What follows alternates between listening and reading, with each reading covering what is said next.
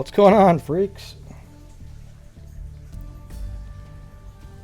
Freakazoids.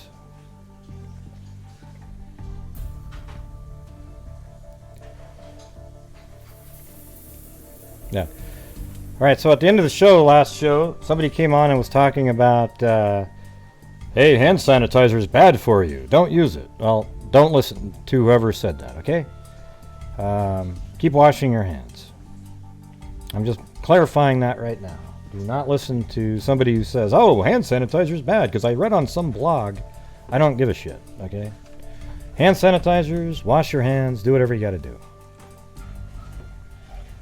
All right, cool. Oh, there goes Lori. She just tripped over that.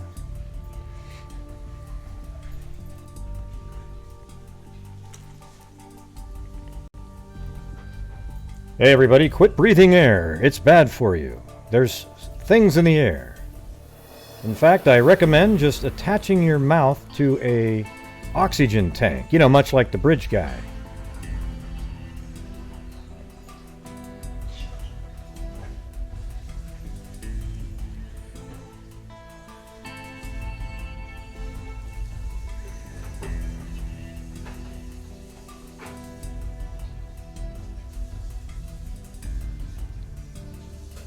Yeah, having some problems down right there. There's a little line that my green screen's not working quite very. Oh, I know why.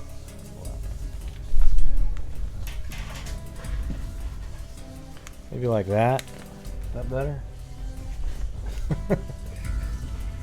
Yeah.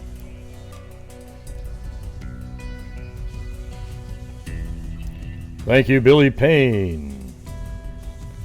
I actually thought that was pretty fun on that last show there. I mean, it was just, it's Keisha Stock's messages to Google, I mean questions or whatever the hell those were, right, were hilarious. Okay,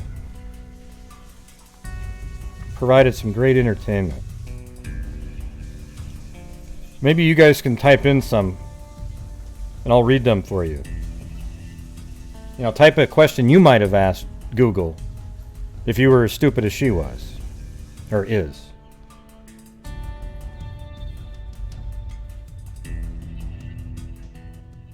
Yeah, go ahead.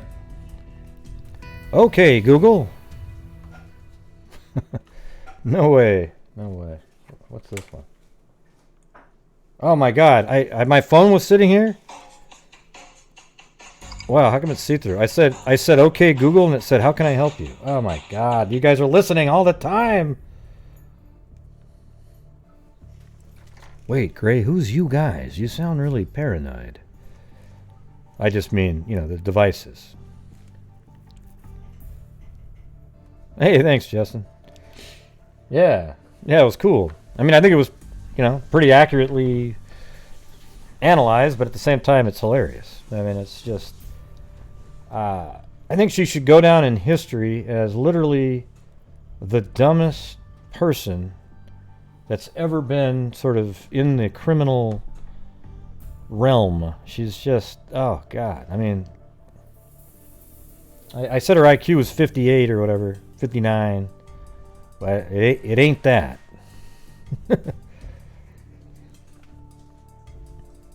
Yeah. Hey Google, why is it over there when I put it here? Why is what? That's exactly a perfect kind of question that she would ask. Hey Google, how come he said it didn't taste good when I had some before? I don't know. Well, what did you eat?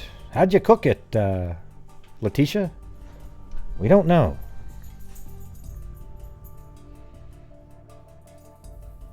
Did it really? Did it really do that, C. Dorton? Come on, tell me the truth. Did it really say that? Oh, really? Okay, hey everybody. Okay, Google. Boom, I'm doing it again. Okay, Google. Oh, God, it did it again. What is the reason somebody doesn't want to eat my food and cake? Here are the top search results. Wait, where? Actually, here, let's get that damn thing open here. What is this? Let's try this shit. Hold on. Let's make this real here. Because I think that's what she was doing. Alright. Hold on. Let's open it up. Okay. I'm going to move over to that screen.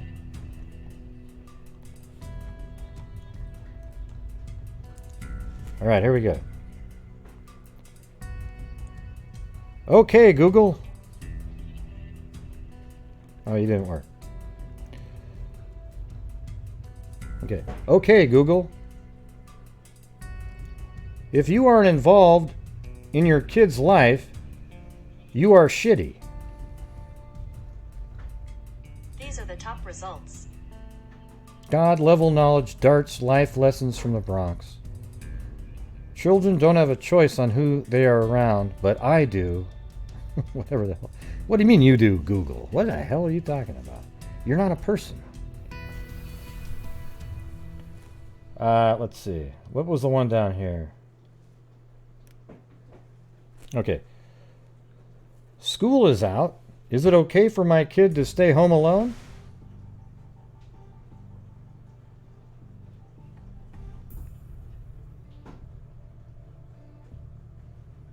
School's out. Is it okay for my kid to stay home alone? Wow, somebody actually typed that in too. Jesus. Oh my God. I guess our society is just full of really dumb people. Who cares if school's out? What difference does it make?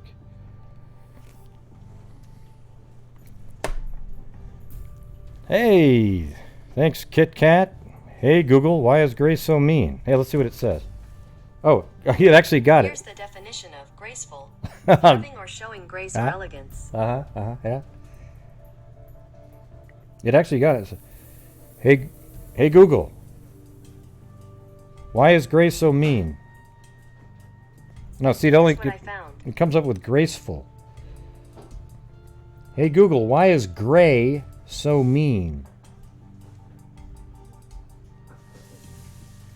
Gray color psychology, gray meaning and personality. Is it gray versus gray? Why does hair turn gray? No, there's no answer, sorry.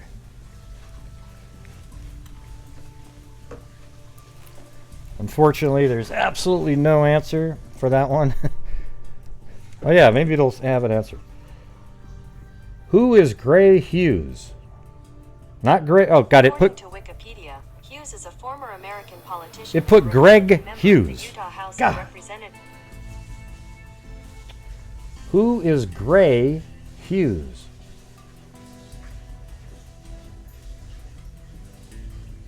Well, it does have my images and like my YouTube channel and shit. But actually a lot of stuff in there. Huh. It didn't say it out loud though. I would have think I'd made it if it actually said what I do. Okay. Oh yeah, that's right. Hey Google, why is Blue so awesome compared to Chloe? It doesn't have. It said, who the hell asked that question? I don't even know who Blue is or what Chloe is. Okay. Weird response there by Google, but you know, yet they did respond that way.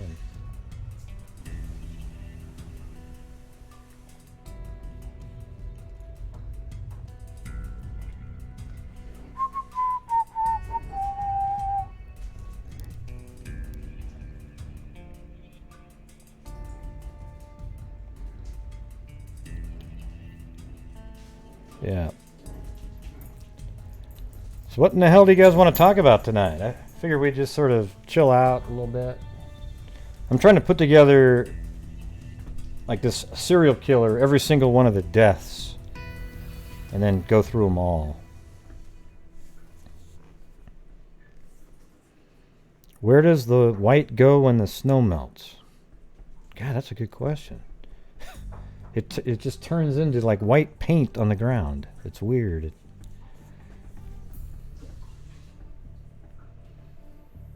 Chilling with the freaks.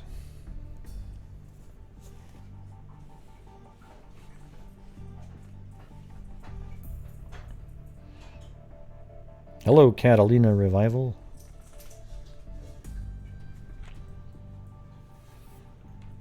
Yeah. Well, there's always that one topic people want to talk about, like, do you think serial killers are born or are they nurtured? You know, I think they're born that way, right? I think, well, here's the thing, is I think most of them are born that way, but there's some through their upbringing turn into one. And the reason you know that is because there's families where the kid was treated great. There was nothing weird going on or anything, but they're just not the same as everybody else. Yeah, I know. Nature versus nurture. Yeah. I just said it the way I wanted to say it. Okay?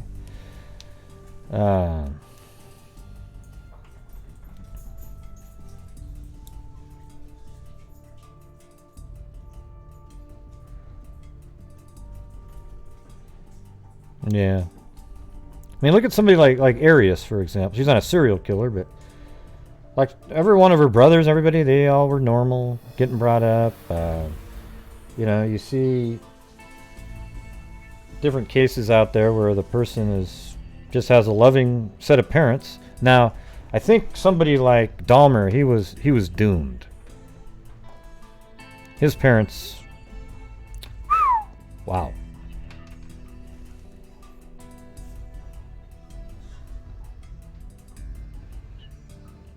Yeah, that was a little too out there, Cairo. Yeah. Oh, hell, look at that. I got a phone call here. Hold on a second. I guess I had the number up from the last time. Hold on 1 second. Hold on. I got to fix something on my screen. It's going to take a second.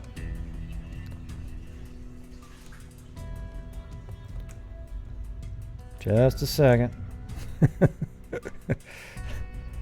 Oh man, I can actually see somebody. It's weird.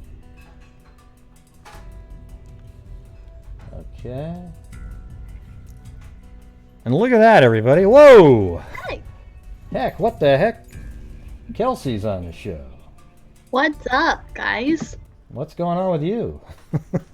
Not much. I'm big bored at home. Yeah, it's been a long time since you've been on the show, I think. Some months. I know. It's been like since the podcast came out, I think. Yeah. Did you I mean, what's going on with your school right now? Wait, turn it. Make sure the audio isn't busting out. Or maybe do you have you don't have headsets, right? Can you do that? I have these headphones. Let's plug them in and see if you can still hear me. Should be able to. I knew she was calling in, everybody. It wasn't like, how do you think I have the name on the screen? Yeah. Did you not tell anybody I was coming? Well, no, I wanted it to be like a surprise. So. Yeah. So yeah, I can hear you, and you can hear me well. Yep, sounds good. Yeah. So Perfect. how was what's going on with your school with the coronavirus? So Purdue went to all online classes, which is crazy. We're all kind of transitioning into that. So right now, I'm doing 6 classes online. I was supposed to go to Scotland in May, which is not happening, unfortunately, but I still have to take my study abroad class. So I'm doing a lot of homework that is like pretty much busy work, but it's a lot easier than normal school, I guess, because the teachers don't know what they're doing, so they just wing it and give you random assignments like discussion boards. Yeah. So, Did they do like video conferencing or anything like that? I had one today with my advisor.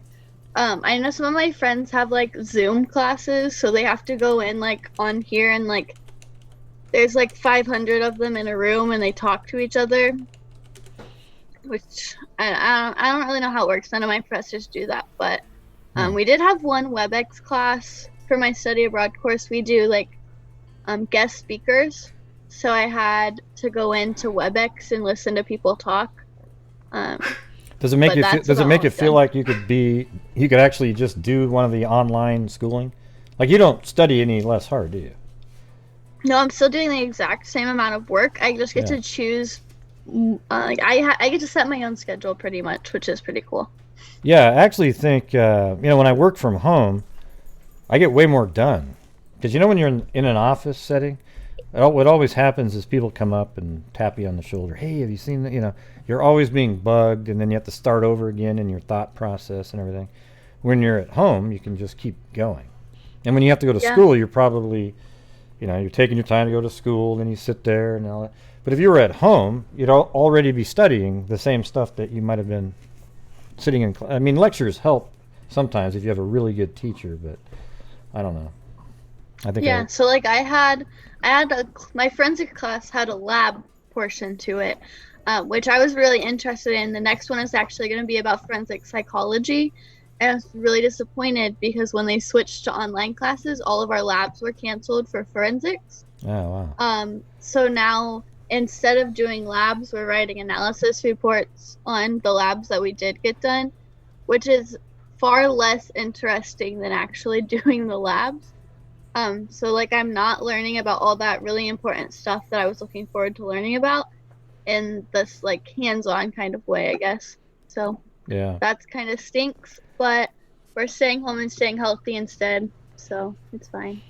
Yeah, it was kind of cool that they finally said today, "Hey, everybody, wear masks." I was kind of wondering, like, I know that why they weren't saying that before, just because they wanted to keep the supply for the doctors and nurses. But in reality, if everybody was wearing masks out there, you wouldn't be, it would be spread a lot less, so the doctors and nurses might need less.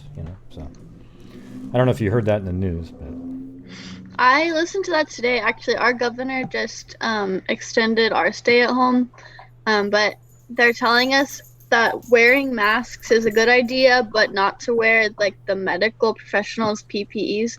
So right, yeah, and that's we're all really to keep them. I think they're just trying to make sure that you don't have.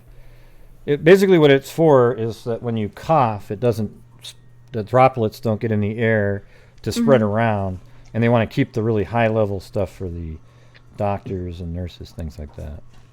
What's weird is my friend, he was supposed to go to Scotland in May too. Really? He was going on a golf trip, and he's just like, oh, he's going to play, St. Andrews and all the courses, and now it's just canceled.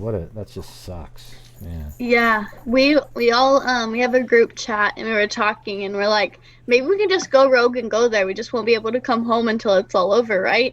Because like we already had all of the information and stuff set up, but like literally a week after everything was set and ready to go, they were like, oh wait, you can't go.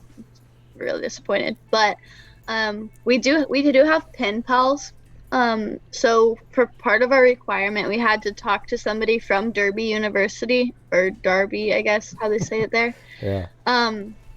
We had to talk to them and about like food and their culture and stuff, and we still got to have those pen pals. So next year when I am able to go, hopefully if nothing happens, then I guess, I'll get to meet my pen pal while I'm there. So that's really cool. Wow, it's weird that how can you even understand what they're saying? I know they speak English, Really? but if you ever listen to somebody from Scotland, man, it's hard sometimes. The way that you get the ones that are really strong accents. Yeah. Yeah, it's really interesting. Well, she didn't talk too bad. We had to video chat and talk about like the education systems and the differences between those.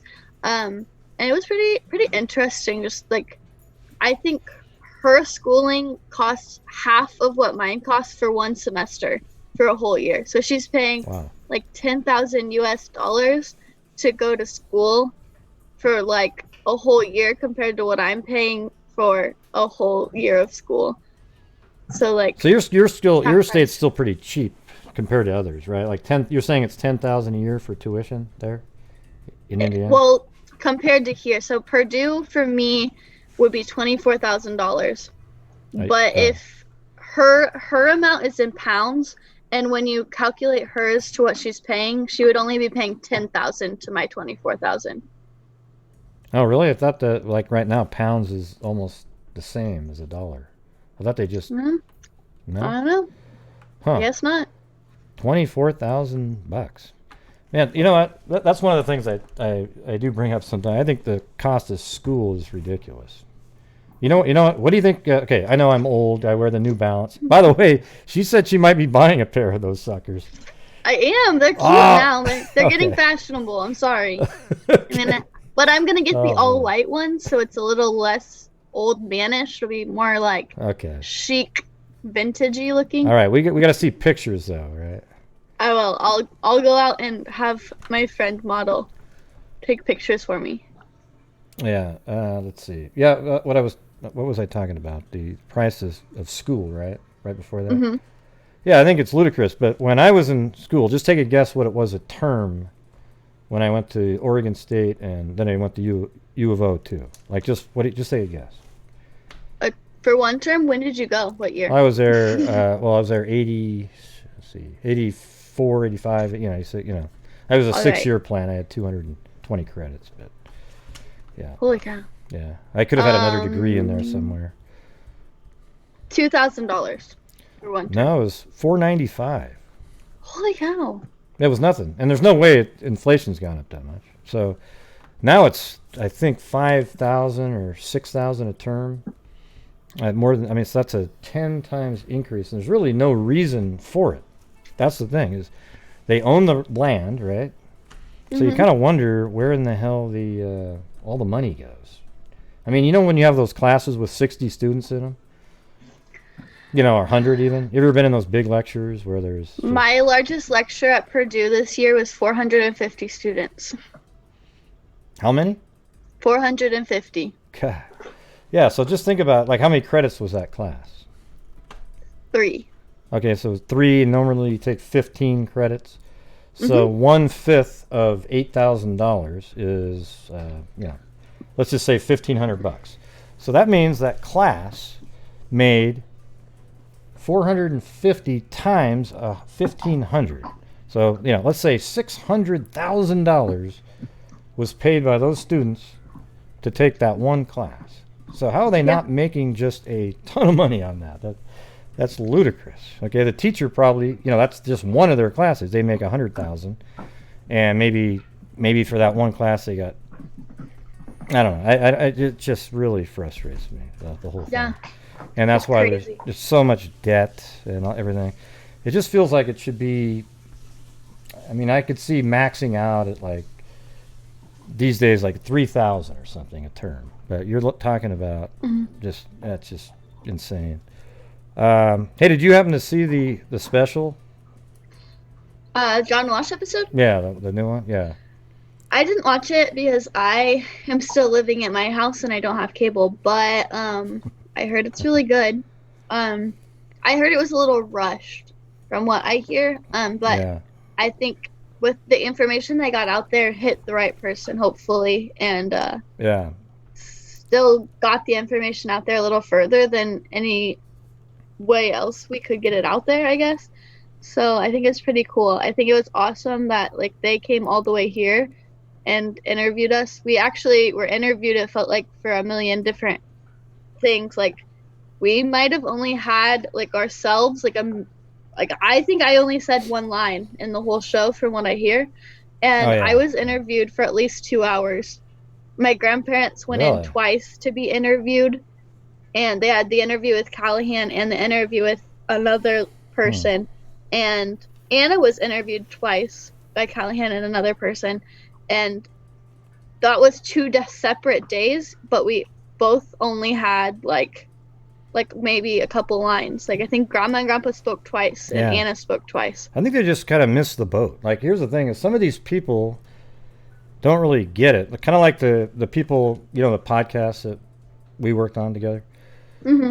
The company that hired us, or not hired us, but put us out there, they were awful. They didn't realize that it was interesting, a really popular case. So they didn't do any promotion or anything like that.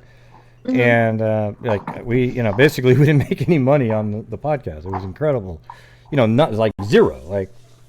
That was it. I mean, it was really amazing, and I think it's weird because a company like that show, they seemed like they didn't really get it, that it's a big story that so many people want to hear about. Because it was only like 12 minutes of actual, because, you know, like you fast forward it through the commercials when you record it, there'd be like 6 minutes of commercials, and then 3 minutes, 6 minutes, and, you know, it was unbelievable. There was hardly any, it was good though, the part that they put out. I mean, they had Carter, he looked pretty sharp in his uniform, and they filmed it like a movie, you know. Yeah, it was really cool. I also thought it was interesting from the little bit I did see. They interviewed another. I don't know. Was he an investigator? He was an officer that had been working on the case that I'd never heard from before. So I thought that was really cool. I don't remember his name. I think he's the guy. He's been in. He did one of the press conferences that year. I think the one that Mike. Remember the one that Mike spoke the most at? Or your grandfather? Yeah, that one. I think he started that one off in that. But yeah, he said that they found the phone in close proximity of the girls. So that was something somewhat new. I mean, I think everybody knew that they found the phone, but that was just a little piece of new information. But so what else have you been doing? Well, I'm moving out of my house. I'm moving back in with Grandma and Grandpa, so I'm working on that now. And then self-quarantining for a couple weeks because I went to Indianapolis and helped my best friend move out of college. And Indianapolis is like our major area with COVID-19 right now.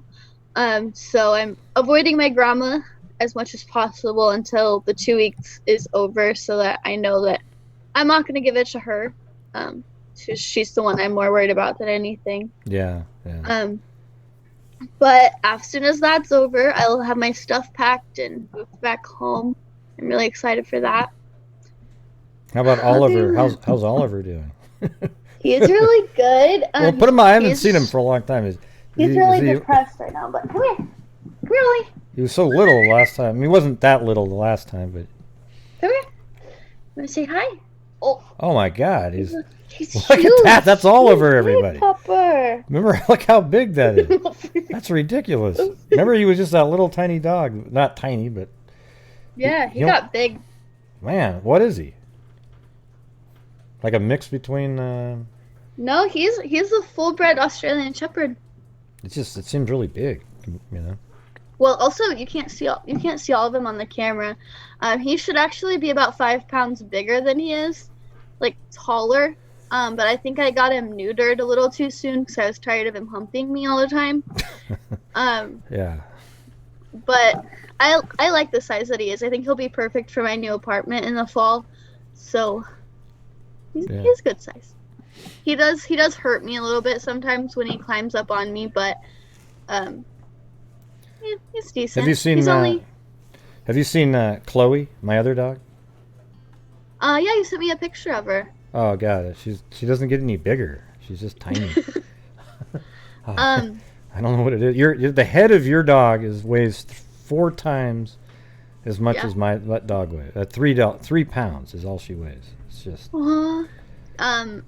My Aunt Tara has a Yorkie that's could probably still fit in my hands.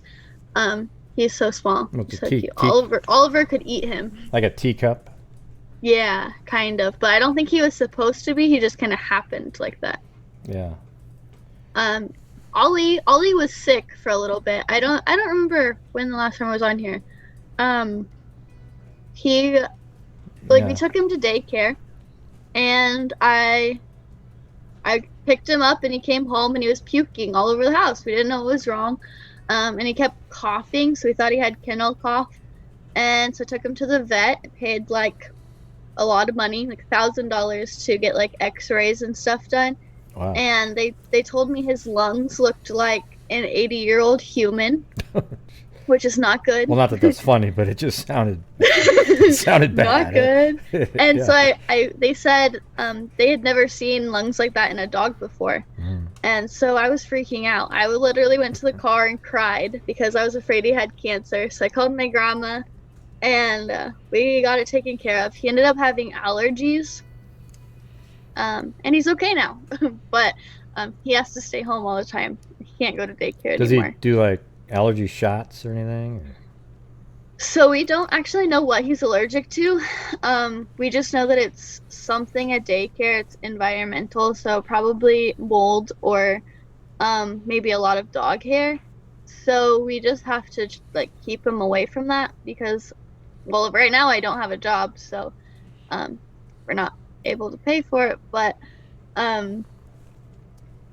he's doing okay as long as we keep him away from daycare. It's been healthy. Yeah. It's good. So what's going on with the? I mean, it's just total random. The ballpark these days. Last I heard, they were out looking at the place they're gonna put the amphitheater. I don't think they've worked on it since all this crazy sickness stuff started happening. Yeah. But that's the last thing I heard they were working on.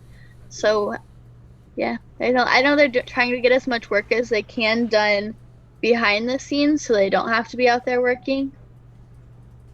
Hey, you want to see my new background? Have you seen this one? Watch. I have people. That's cool. I have a bartender. This is all 3D animation.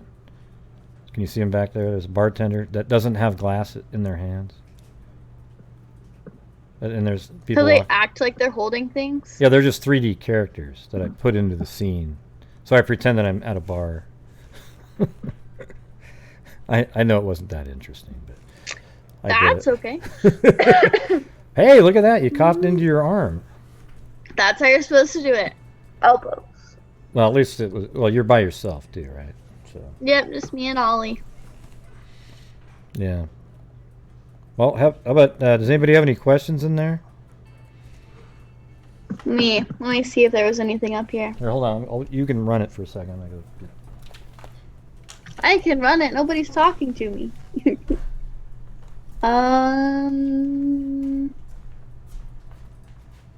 Hey, do people actually not know who I am here? Did Greg get new followers? That's pretty cool. Hey, there you are.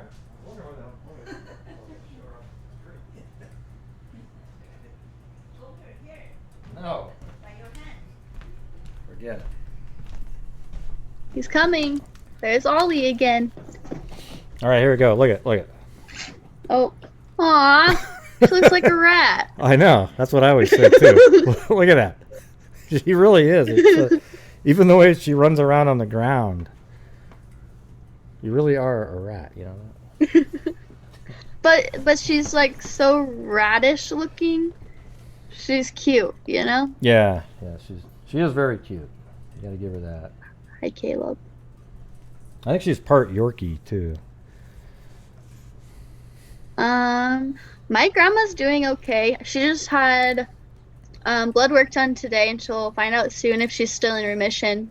So lots of prayers right now, hoping she's still good and healthy. Well, I gotta say, hey everybody, if you didn't watch it on Web Sleuth with Trisha Griffith, Becky was just on there, like I was just on there. She interviewed me 2 nights ago, and then she interviewed Becky, and it was one of Becky's best interviews. It seemed like, because for a long time, when she was going through the struggles with cancer and everything, it just really, it's hard to concentrate, I think. And man, she was just boom, boom, boom. I mean, it was great. Fantastic. Mm-hmm. Probably the best interview. Probably the best interview I've heard her do on it. It's amazing. She's a pretty awesome lady. Oh, come on. Yeah, of course she is. I mean, I might be a little biased, but like I don't know. I can't say that I've never heard people say bad things about her, but the majority of people that I know in real life that actually know us have never had a bad thing to say about her. And you can't say that about too many people. No. I just think she's like an all-out amazing person. Like she is there for everybody, no matter what. It's awesome. Yeah, I think she's one of the nicest people I ever met. I mean, even when she's saying, Gray, you need to kind of, you're so mean, whatever the hell it is. Here, actually, I've got yours. Hold on. I think this is it. Is it on there? Gray is so mean. There you go. That's you. Can you hear it? That's me. And then there's somebody else did one too. It was, hold on. Yeah, this one. Hey, you're so mean. That was somebody's kid. So now there's two of you. Two so means. But yeah, she really is one of the nicest people ever. She tells you what she thinks, and she's nice about it, and she always gives everybody the benefit of the doubt, even people I wish she wouldn't. And, but she really does. It's just like, how do you do it? How do you do it, man? I don't know how she does it. Me either. Like, she can like show love and compassion to the most hateful people, and I don't even think that I could do that. So I hope that I'm half the person she is when I grow up someday. Cairo wrote, so many families fall apart from a tragedy like you guys have been through. It's amazing to see how much you have stood together and continued to fight for justice. Yeah, that is pretty amazing. Like everybody's still getting, Mike and Becky are still together. All of you guys. I mean, it's, a lot of times it just fractures the entire family. I think we're a very strong support system for each other. We didn't used to talk about our feelings as much, but I think we're learning that it's better that we talk about what's bothering us now. And we're stronger than ever. I feel like every day we continue to grow, and as life keeps throwing some funky obstacles at us, we're learning how to continue to be a strong family unit. And I definitely think that my grandma is the glue to that. So as long as my grandma is here, we'll continue to be strong, and we're gonna keep her here as long as we can, I think. Yeah, but I think you're a strong person yourself now too. So I think you would be able to carry it on yourself, because you've been. I mean, it's amazing to see the growth you've had over the I don't know, like last 2 years. The first year you're just sort of in a daze, right? Like, I mean, I haven't gone through what you have, but I had a brother that passed away, and I just remember, the first year or so, you're just kind of in this weird fog, because it's such a weird concept. The whole thing is weird, and it's depressing. But after that first year, you've just been. Even the first year, you were going to like talk shows and things like that, doing stuff outside your comfort zone. The first year, I stayed as quiet as I could. I tried to hide in the background, I think, because I knew that I did drop the girls off, and as soon as people knew that, I was going to get hit with a million questions, and I wasn't ready or prepared to give those answers. But as soon as I went to CrimeCon in 2018, I think it was from there on I became a completely different person. Sharing my story has helped me grow, and I don't think that I would be who I am or as strong as I am without sharing it. I think that I would be a much different person. Yeah, it's weird. It's weird out of a tragedy that something really positive happened for you, right? Like you've become a much more powerful, confident, young woman. You're out there just doing your thing. That's pretty. It's a kind of an odd thing that happens sometimes, but it's also really great that something great happens from something so horrible. Yeah, I think it's really important that we always look for the good things and the bad things. Like, I'm a psychology major, so I'm a really big supporter of people who want to have good mental health and advocating for good mental health. And I think that sharing your story and being able to find the good in the bad will always help your mental health in a good way. And so hopefully I'm practicing what I preach when I talk about that kind of stuff. Yeah. Let me see. Anybody else have any? Yeah, you're right. Oliver is definitely better than Chloe. Hey, William, we talked about the case last night. Or 2 nights ago. You should kind of remember it. My major is psychology and forensic science. I want to work with victims and their families. I don't really know what I want to do with it yet. I just know that psychology and forensics are definitely what I want to do. that's the path I'm going down, and hopefully I can use those to help people who are in the situation that I'm in. Yeah. Yeah. See, one thing I will say is, like, I know that you and Becky sometimes blame yourselves. If you just had done, you guys did absolutely nothing wrong. Okay, that is the reality. If I know people tell you that, and it, you know, it doesn't make it all of a sudden, oh, okay, great. What I'm trying to say is that you literally did nothing wrong, nothing out of what any normal person would have done. There just happened to be a freaking monster out on the trails that day. That's it. And Yeah, and I think a reality. lot of it is survivor's guilt, knowing that Libby did ask me to go with her, or had I went with her, maybe something would have been different. And I think in the beginning I did feel a lot of that guilt a lot stronger, and that was okay. It was okay for me to feel that at first, but over time I came to the understanding that sometimes you just can't always know what is going to happen, and you can't always fix what happens, but definitely find the good that happened through it, no matter how hard the situation is. And you can never understand why it happened or what happened maybe, but you can definitely find the good in it and try to move past it and advocate your butt off until you find your happiness through it. Hey, you know, I just thought of this. It's not related to that, but yeah, I mean, I totally agree with what you're saying. It's just, you didn't, you know, it sucks that people have that guilt feeling. And it's amazing if you ask the Freak family here. We have so many videos, or so many stories that we cover, and there's these moments where if the parent had just done this, like they said, normally I gave her a ride, but I told her to walk this day, and then something horrible happened. You know, and that's something that's always going to affect them their whole life.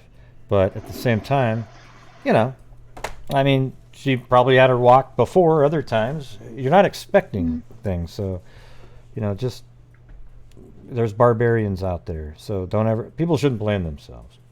Now, one of the things that I've had a lot of callers about recently, and I want you to talk about this whole geocaching thing. Can you do that?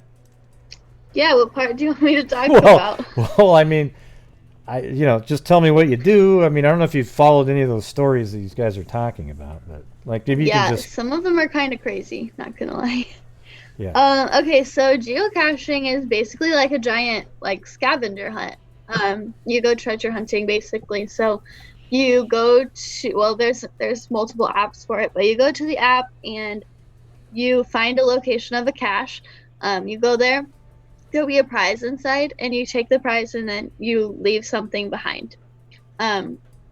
It's super cool. There aren't, from what I remember, there aren't very many in Delphi, but they're all over the country, probably in other countries too, I'm not sure. But it's just a really cool thing to do if you're out walking the trails. I always skipped over the really complicated ones. Like, there was one that we started, and I think is actually part of one of the theories.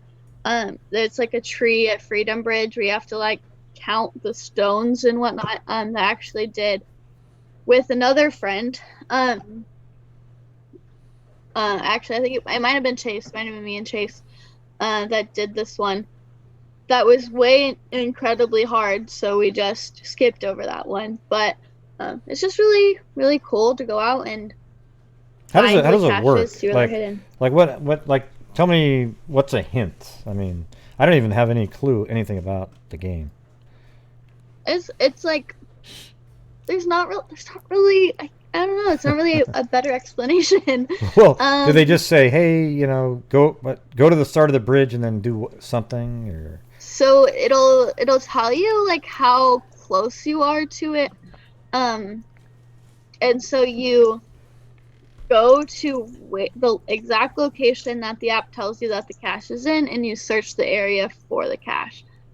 So at High Bridge, there's actually two. There's one in the woods, and there was one at the end of the bridge, or not the end, the start of the bridge.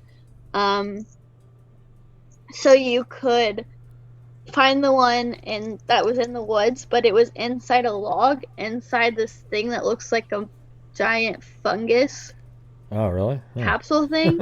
And so it was hard to find, but we ended up finding it, and it was really cool. I think. And what do you do? I Just don't sign know. your name on it, or like what do you do when you find it? Yeah, there's a paper. I never signed it because there's really no point in signing it other than you can tell who's been there. But we just went to see what the treasure inside of it was. It wasn't like we didn't do it like regularly. But it was definitely something that we'd learned about, and that other people in the town probably didn't know about. I don't think I've ever saw very many people from Delphi do it. What would a treasure be? Like just some kind of like a marble or something, and you go, wait. Yeah, something small enough. You know those like, a lot of the times they're the little key hiders that you put like under your car with your keys. Mm-hmm. Oh, I see. So it has to be something small enough to fit in that. So it'll be like a keychain, a marble. Sometimes I left just like a quarter. But you don't keep it or anything. You just leave it there. And you take whatever was in it, and you leave something behind. So if it wasn't anything like cool, we'd leave it in there. So like one time, I was dating somebody, and not they Chase. gave me. No, it was before Chase. And well, I hope so. Yeah.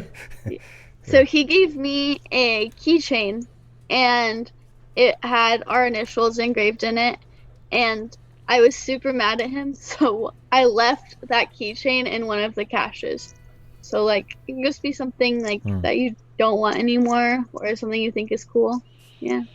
So, but this theory out there is somehow somebody that you went and found a geocache from, you signed in, somehow he knew you guys were going to be there or something. It's just, I don't really understand it. But Yeah, I've heard that one. I think that those caches were not premium at the time, or maybe I paid for premium at the time, which is very possible because I had a job and could afford to pay for that kind of thing. But I have no idea who that guy is. I think his name's like, what did they say? It starts with an A, archaic something, maybe. Yeah. I mean, what do you think about it? Do you think there's even a shot in hell that has something to do with anything, or? I mean, I think I don't know. It's a very interesting theory, and it's probably one of the more sane ones out of the bunch of theories that I've heard. Mm-hmm. I don't know. I guess somebody could have been. It's possible. But do I think somebody was following me? Not that I noticed. Yeah, it's weird when you listen to Ives. He said we didn't find anything related to social media that would connect somebody. But then when you watch, when you ask Carter that, he says we know a lot. We know a lot. You know, so it's I don't know. I don't know what he was trying to say when he said that, but you know. Yeah, that is something I've always thought about. I know my sister, and I don't believe that she would do anything like that without even maybe like she would have said something to me if she was going out there to meet somebody, but she didn't. Mm-hmm. So I believe that it was a stranger, and I'll continue to believe that until the police tell me that I have any reason not to believe it was a stranger. Yeah, I think it was a stranger too. I don't even know, unless there's evidence that she knew that somehow the killer, if it was geocaching related, he would have to know that she was going to go out that day looking for that very geocache, right? I mean, that's the thing is I don't know how. It's hard to see how that could be possibly related, but I guess so. I mean, what are they saying in there? Are you reading the chat? Yeah, I have it on my phone so I could see them. Okay. I was seeing if they had any questions about. Yeah, ask questions if you guys have them. Geocaching.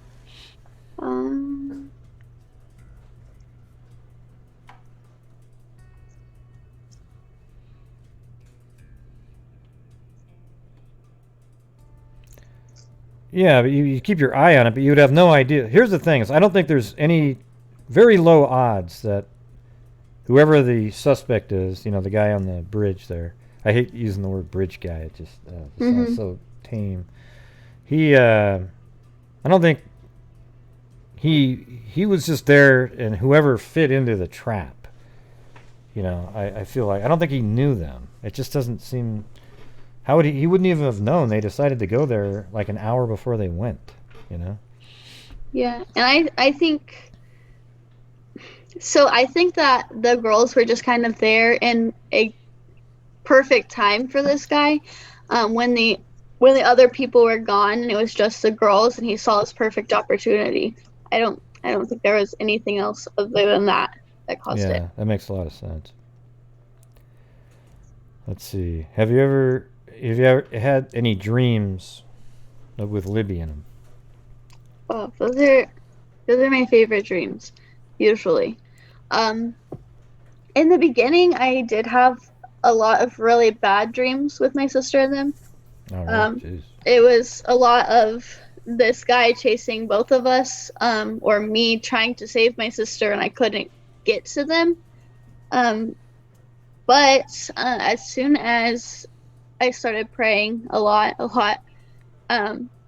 about 6 months in, I started watching these videos that I had of my sister, so I could remember her voice again.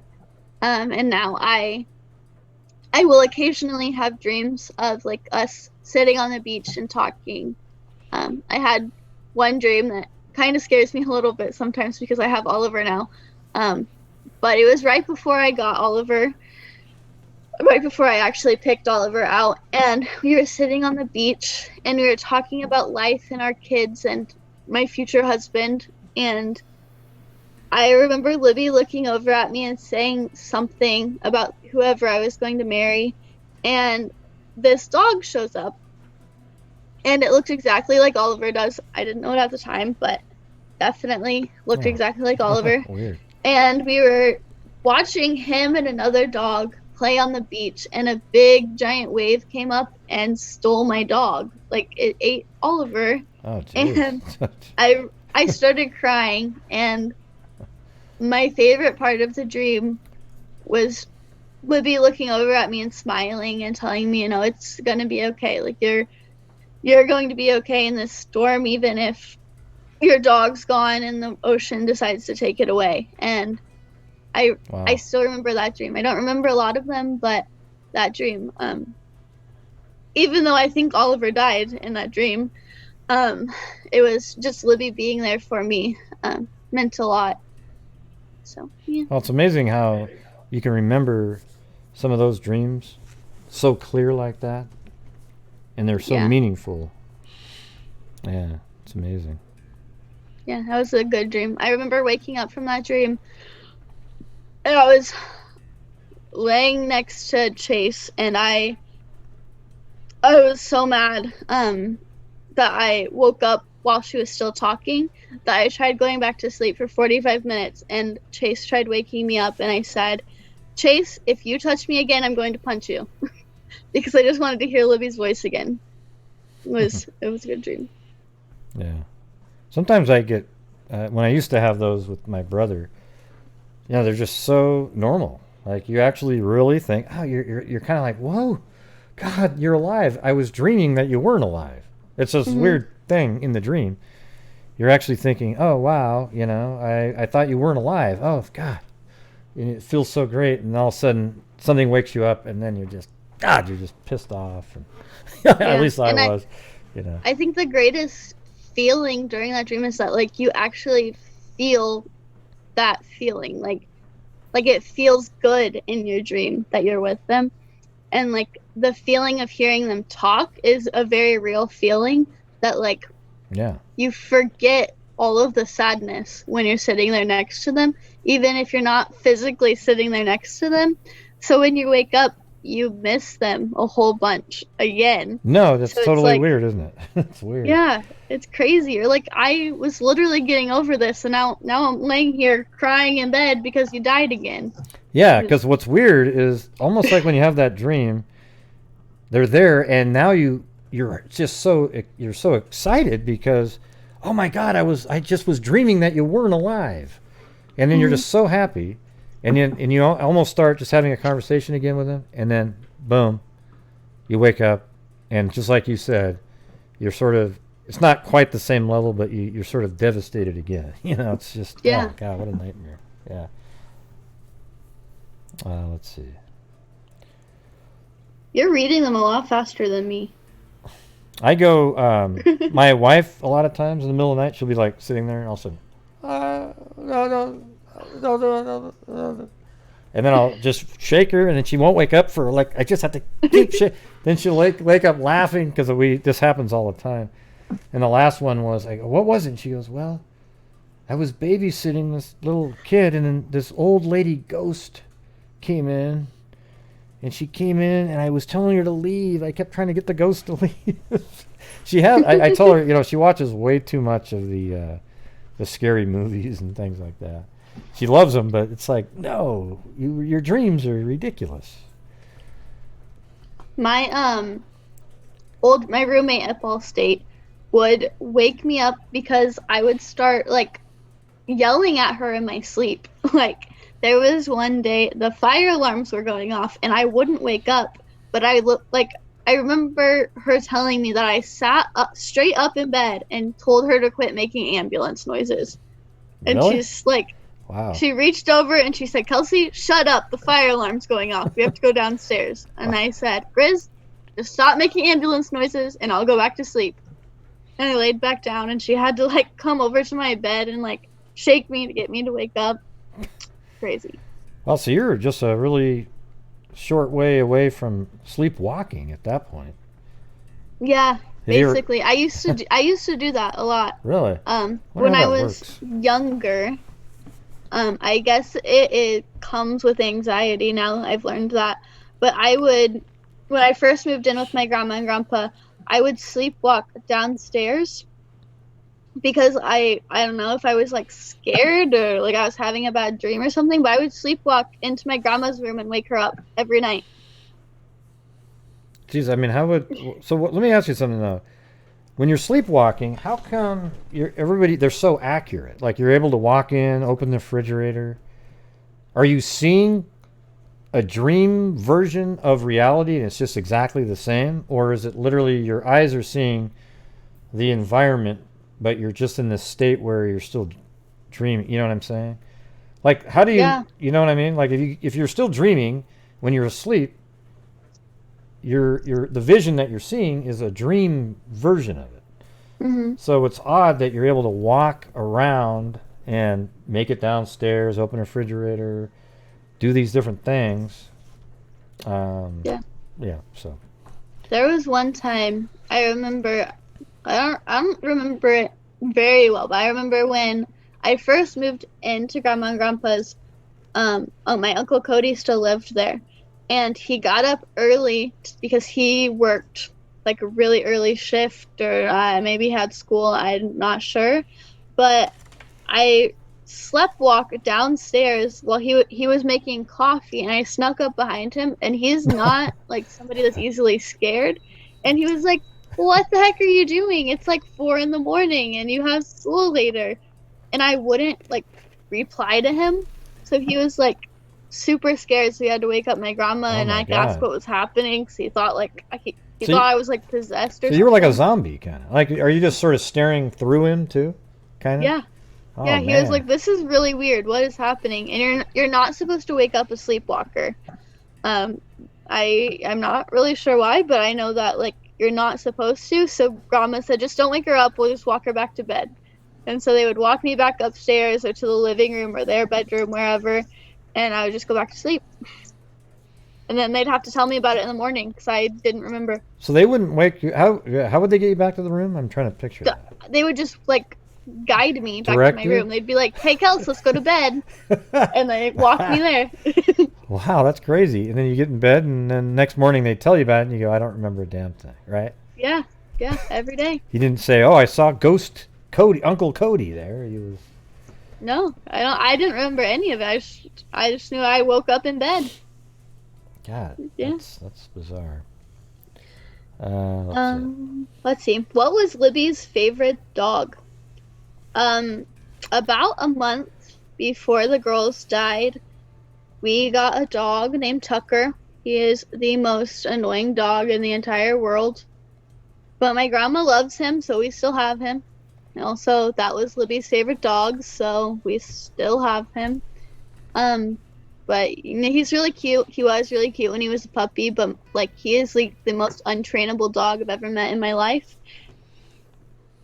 But yeah, a funny story. I don't know how many of you remember when I went to the concert, 21 Pilots for Libby, but when we were naming Tucker, we had 3 names picked out. Well, Libby had 2. I had 1.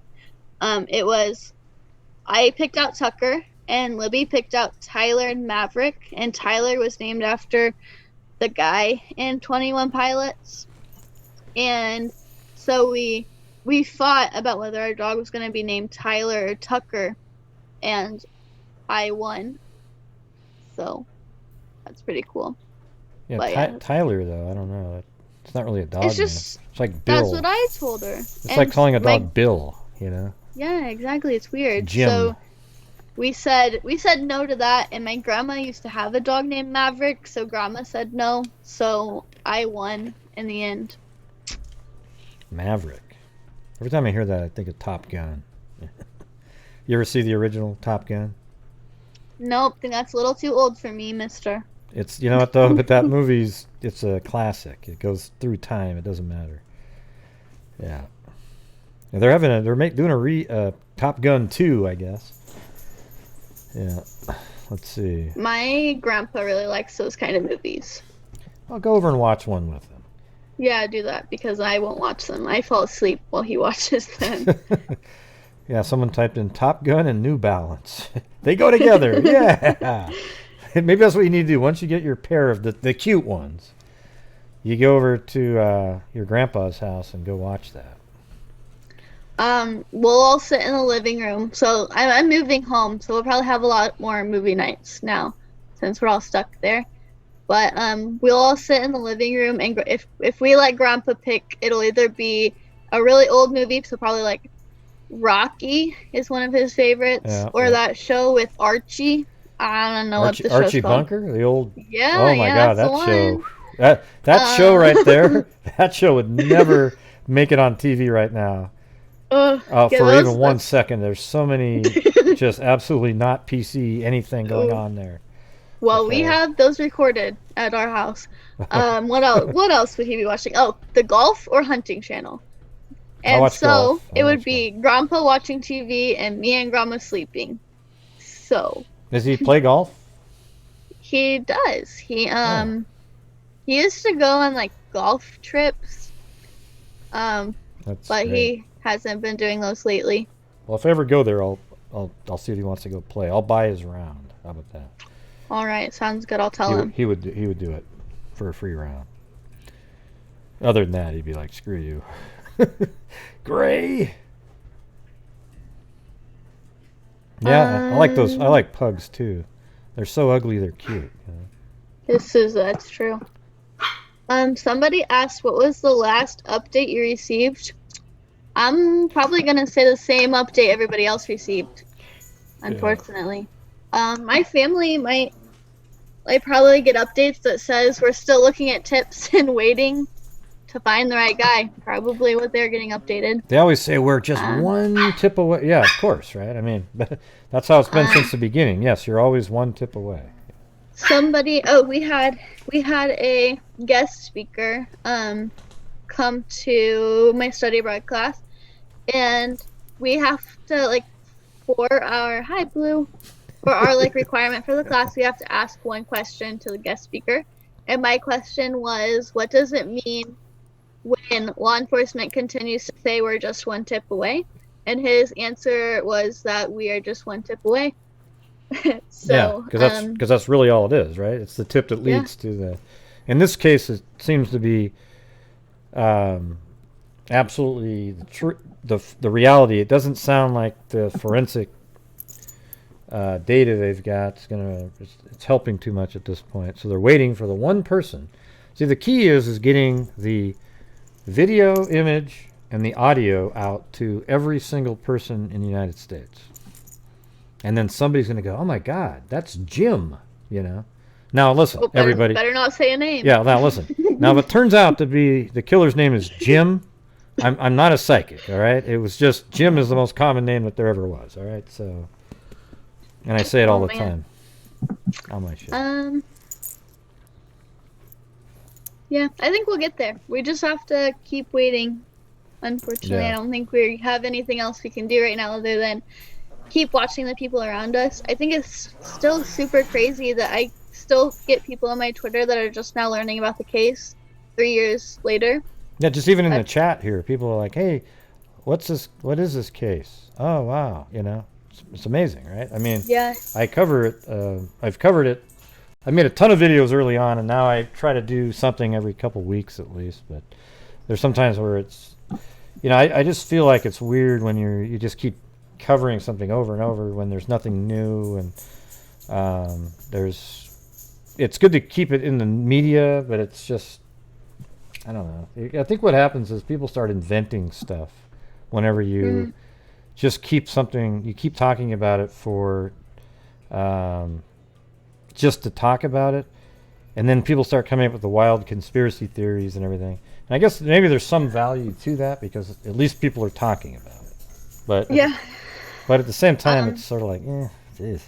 I thought it was really cool. And when I interviewed Doug Carter for the podcast, he said, you know, it really, really sucks that people are coming up with these kind of theories, but people are still talking about it, and that's what we need. And I was like, yeah, I know. It really sucks, and we have to deal with it until it's over, is what he's saying, basically. So that really took me back. It's like, he's not going to say anything that's going to clear anyone, and he's not going to stop people from saying rumors, because if he stops them from talking, they're going to stop talking about the case. And, like, that's what we need. We need people to continue to talk. But really, if you don't know about the case, you can look it up. It's everywhere. Yeah. My Twitter, message me all you want. I'll tell you what I can.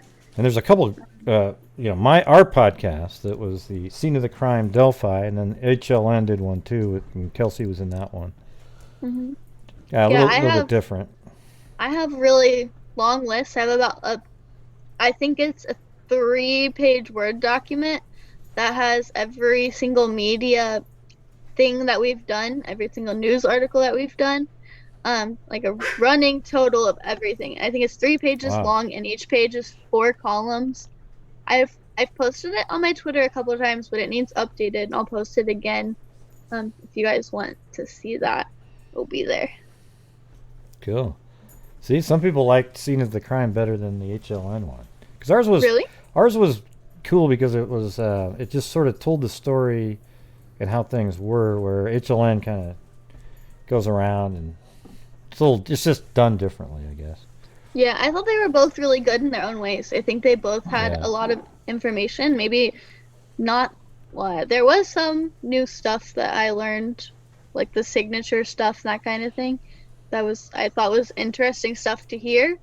Not that we'll ever get the answers to that, but that is interesting. Yeah, it was. And on ours, he said the crime scene was. It was very odd. Very odd. Yeah, it was odd. You know, and so maybe the oddities are what he was referring to when he said signatures. Yeah. I always thought that there was something very unusual about the crime scene, and that's why the FBI got in there really quick like that. But yeah, that is very possible. Let's see.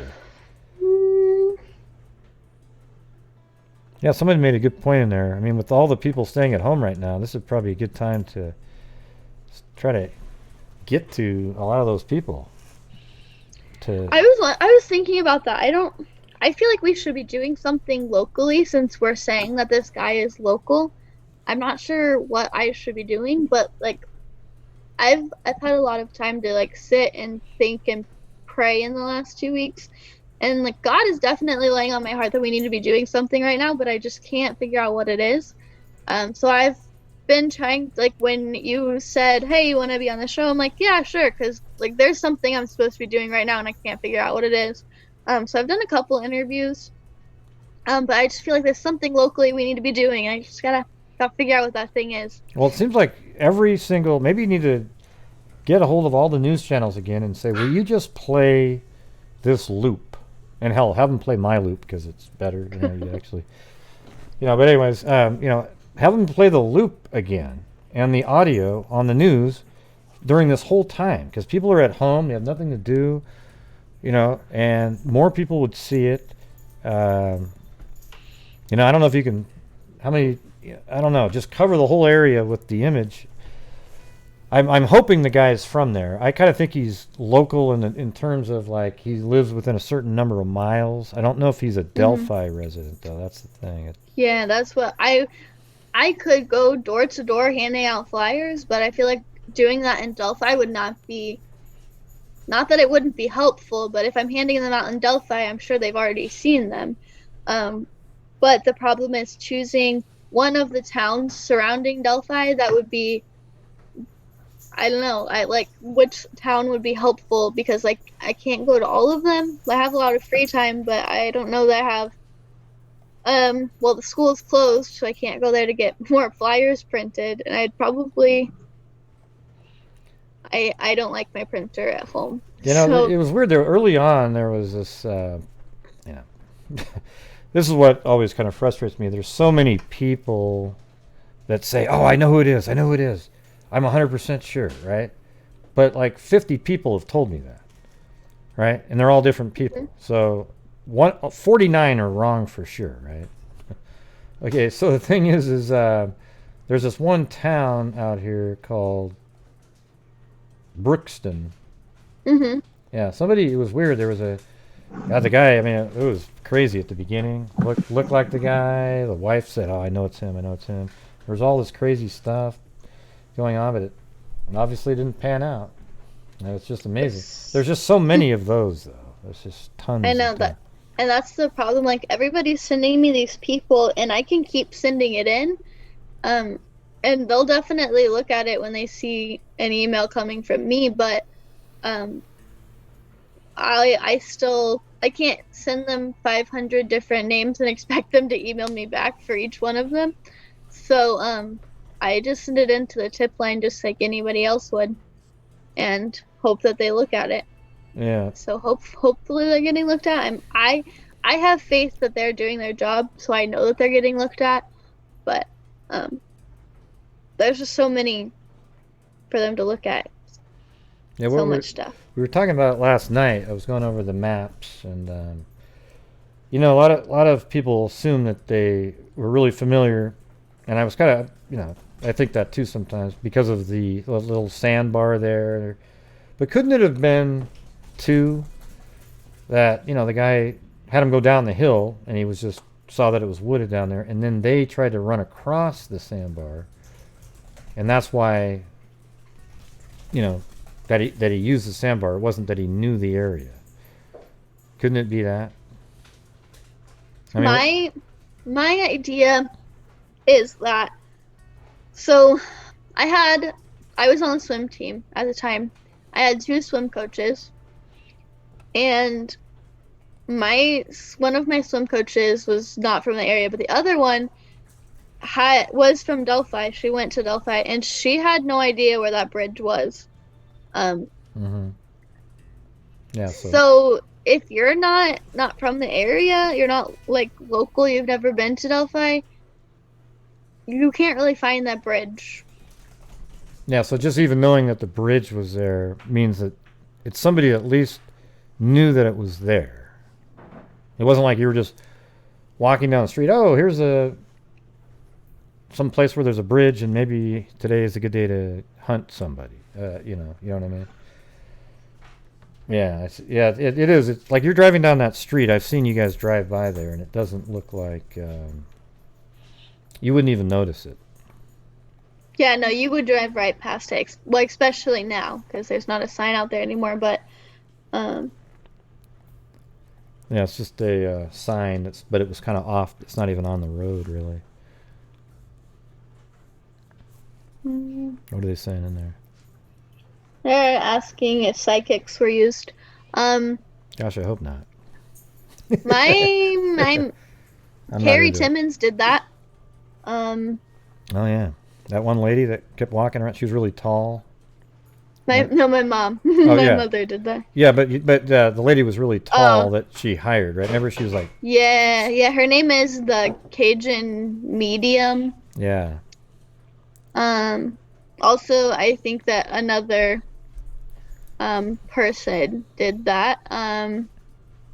That I guess I can't talk about, but yeah, another person that we don't really. I don't know. We'll just get past that one. Forget it. Hey, we can do some EVP reading if you want. Just kidding.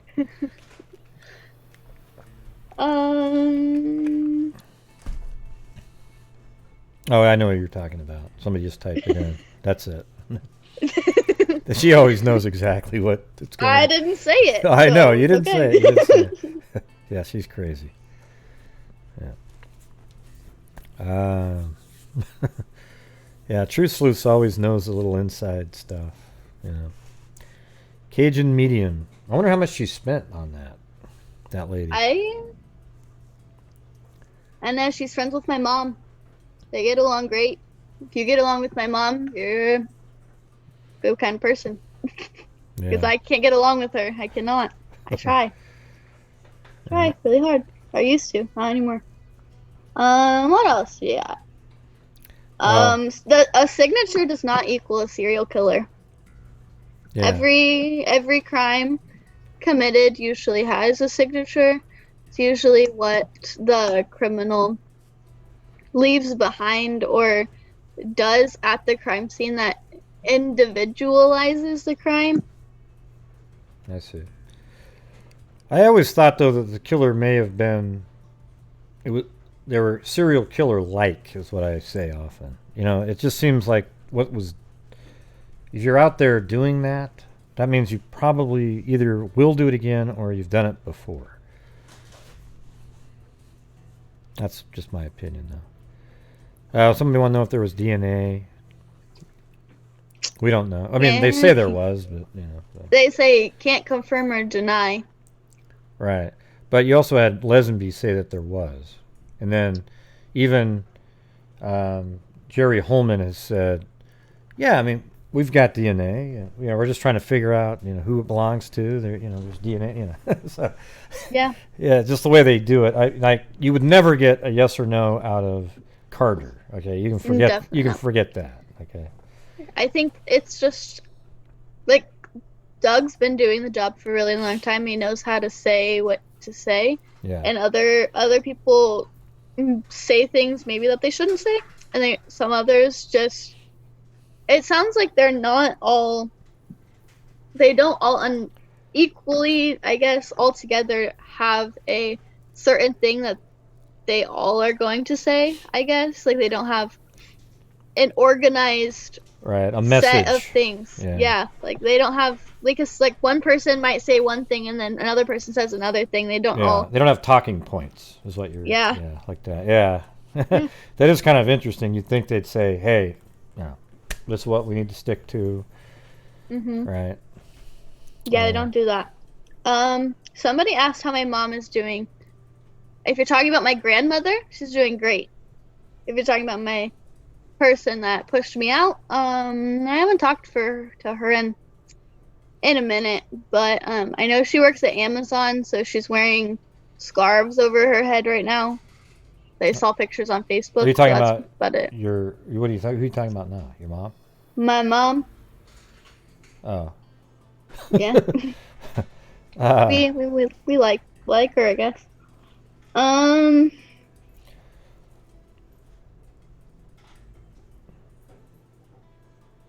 Yeah, I mean, the thing is, I've said it a million times on my show. I back your feelings on that 100%. Okay? I mean, I really do. I know exactly what you're talking about, and, you don't have to ever explain any of that shit to me. I know exactly what you're saying. Yeah. Let's see. Oliver, stop. Was that you? Oh, that was Oliver? Wow, I was thinking, I thought, man, my dog, it got so much deeper. That's Oliver. Yeah.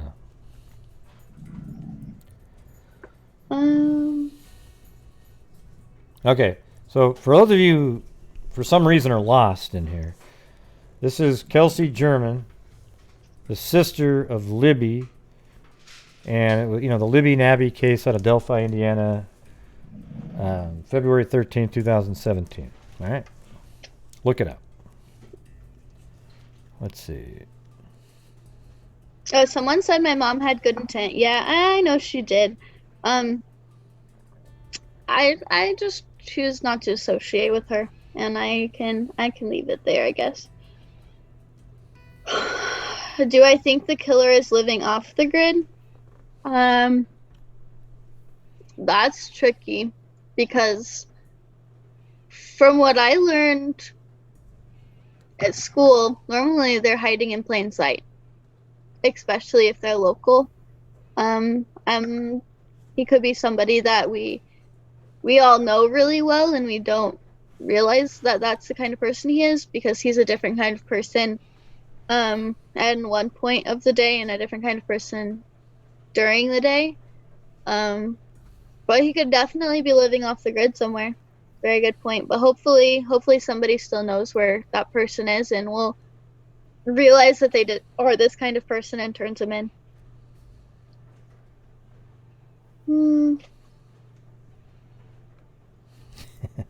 I had to put illiterate ink on. That person never makes comments that are useful. Hey, it could be a crime podcaster. Yeah. Okay. Definitely you. You can come back in 5 minutes, though. Illiterate ink. See if you can make it the next time. Let's see. So I don't even think CrimeCon is going to happen in October. I really don't. I just feel like this thing, it's going to take a dip, but then the second wave will happen in October-ish, if there is one. Hopefully we can get through this just quickly, but it's not going to be quick. I think in a month or so, month and a half, maybe 2 months even. It kind of sucks. Yeah, I'm getting really bored. Yeah. Not like right now, but like no, that's okay. No, it's okay. I get it. Like being stuck at home is like I'm always out doing something, and being stuck here is like crazy. Yeah.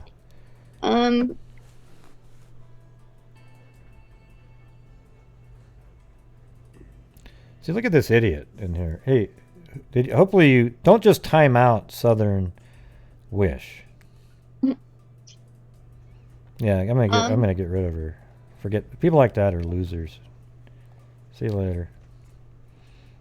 She was questioning why you would even talk about your mom at all. Well, because somebody asked, So I'll tell you what I can tell you. yeah, and that person doesn't know anything about what was going on back then.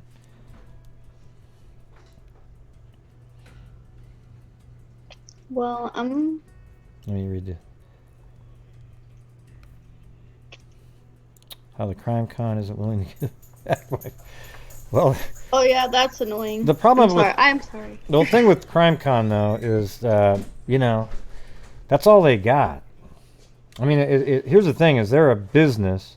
I know that even if they didn't provide a service, it's like, God, man, could you imagine you put together something for a full year? I guess they have other events, so.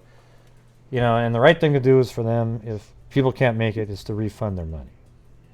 But at the same time, they sort of, I mean, you know what? That's really the only answer. It's like, but it just would collapse their business, right? I mean, so you can just get a credit for it? That's pretty cool. Yeah, they said that you can use the credit for any of their other events, so you won't get your money back, but like if you wanted to go to CrimeCon in October, if you wanted to go in October, you can, but you could also say, I don't want to go this year because I can't make it because I want to go to Halloween with my kids or whatever. Yeah. And you want to go to CrimeCon in 2024, you can transfer it to there instead. I'm all. You know what I'm for? I'm for having CrimeCon in Nebraska. Okay. It's right in the middle of the country. A lot less shit going on there. You know, the thing is there. What's cool though is you could take little diversionary trips to look at, some serial killers' hunting grounds or something. But I don't go to CrimeCon. Like when you went to Louisiana last time, do you really go there for the Louisiana experience, or was it really, you're there to go watch the crime shows and meet the people at CrimeCon? That's the main thing of it. I don't really care about, like this one was in Florida at Disney World.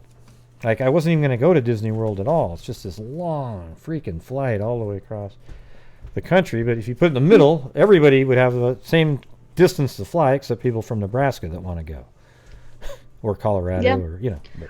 Well, I think when we went to Louisiana, we did take a couple of days to like hang out there, and like we did look at some like serial killers' houses and that kind of thing that was there. So that was pretty cool. So you just make the most of the area that you're in. When we went to Tennessee, we didn't really do anything. We just went and then went home. So we didn't really. We were kind of hesitant about going the first time, because when we heard CrimeCon, our first thought was Comic-Con, and we were like, we don't know how we feel about people over centralizing like these crimes. But we went and it was amazing. And so we went the second time, and we were like, we might want to stay a couple extra days and just look around, mostly because I'm in college now and don't get to go on family vacation, so my grandma wanted to spend some time with me. It was really cool. But I think I was going to say, we've got a conspiracy whack job in there that said, are you able to discuss who the 2 police officers were that were on the trails last day? Whatever that means. Maybe they meant that day. I got no idea. Yeah, because there wasn't any. All right, thank you. All right. Somebody asked what brings me joy. My pup does. He's always with me. He's so. Are you still dating Chase? That's my next topic. Oh God! God! So me and Chase broke up in February. Oh shit! Actually, February 4th. And so he moved out and took our cat, which was really depressing. But we're doing good. Oliver is a little sad and won't eat food, but I'm happy. Chase is happy. We're doing good. So you and him still get along really well and everything? Yeah, we're friends. He lived with me at the house until a couple weeks ago. But most of his stuff's still here. He's coming back to get it eventually. We just weren't meant to be together, I guess. And I think a lot of couples end up breaking up after something really traumatic happens. And I just changed so much as a person in the last 3 years. And at the time, we had only been dating 6 months. So I just kind of stuck through it because I thought, I'm just depressed because of the girls. And I'm not happy because of the girls. And eventually, I'll get back to my happiness.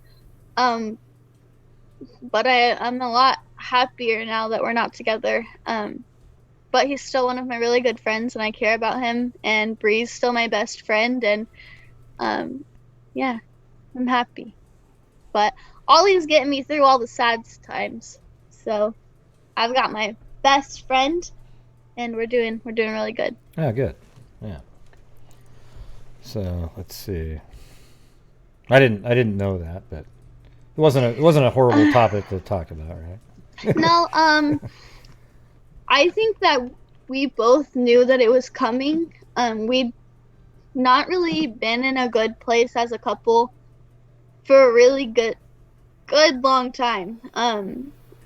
I'd say probably since we moved in together, so it'd been probably about, a year and a half, and we'd been fighting all the time, and it just wasn't healthy for both of us to be together.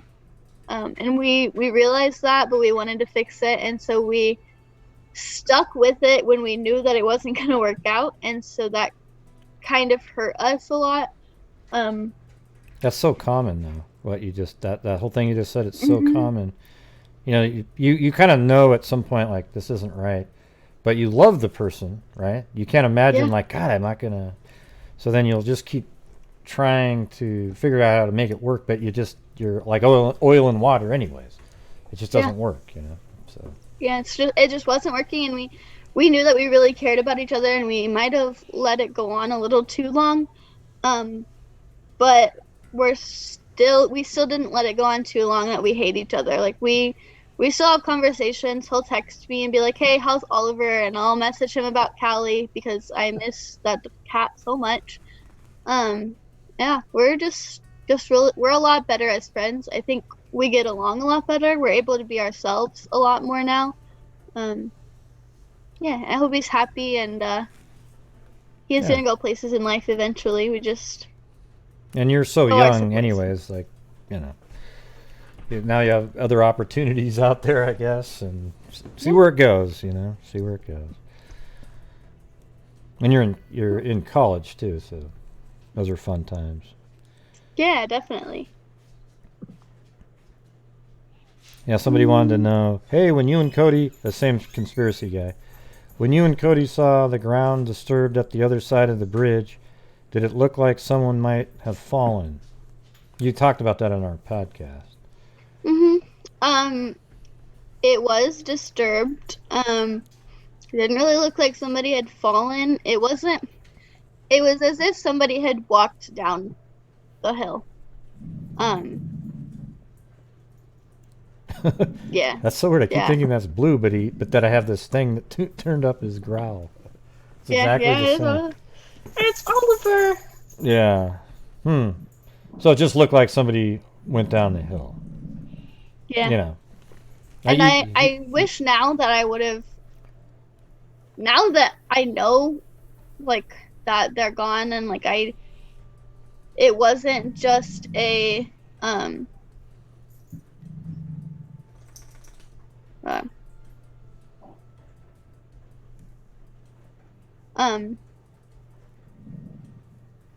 Oliver, are you done growling?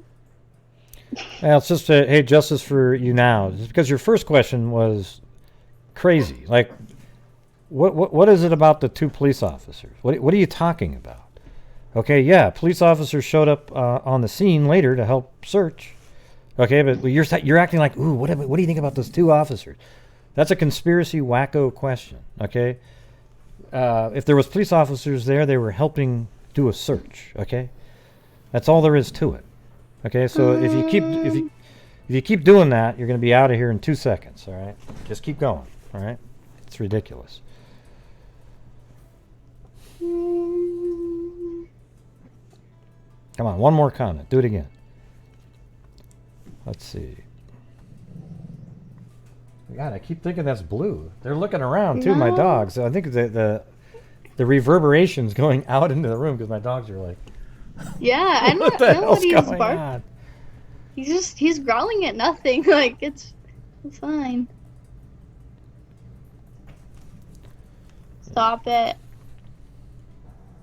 My grandma does look really good with short hair, doesn't she? She's a pretty lady.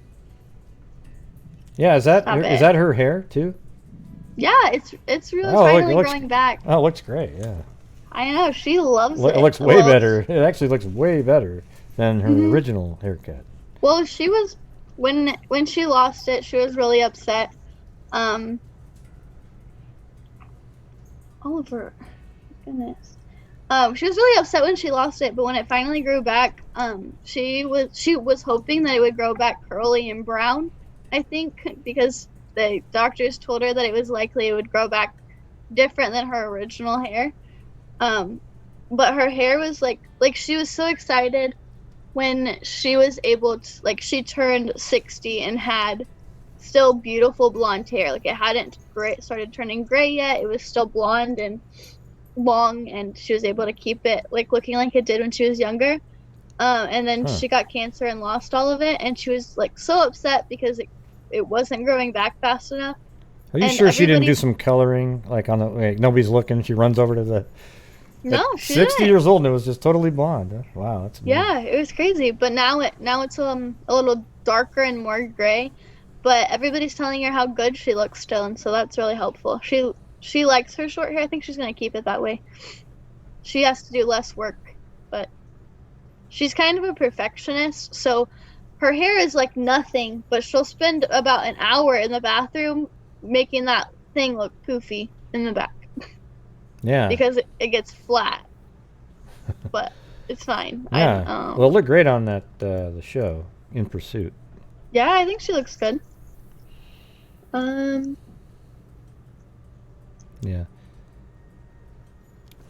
And by the way, the guy that I just removed, when somebody goes, "Hey, what do you think about the 2 officers that were there?" Well, like, what does that mean? Try to explain to me what that means. Like, why would anybody be caring about that? That means you're believing in some weird conspiracy thing. Because there's nothing about officers. You know, like, yeah, it's just unreal. Where do these people come up with this stuff? I wish I knew. Oliver is an Australian Shepherd. The cutest one ever. Except the next one I get will also be the cutest one ever. But I want the other one, like not the the like merle one with like the speckles. Yeah, are you? Why are you gonna get it? You're gonna get another one for him to play with? Yeah, not like really soon. I can't have another one in my apartment because it's too small. But after college, I only have 2 more years, or a year and a half, and after that, I will get another one. I'm really excited. Yeah, they're pretty smart dogs, aren't they? He has learned how to get his toys out of the basket now. I'm trying to teach him how to put them away, but yeah, he's really smart. I mean, what do you mean out of the just pick one up out of the basket and play with it? Yeah, so like I have a basket, so like my house doesn't look cluttered with dog toys because I spoil him a little bit, and so I have a basket that goes underneath this little table that's over here. Mm-hmm. And Oliver will stick his head under the table and get the toys out of the basket.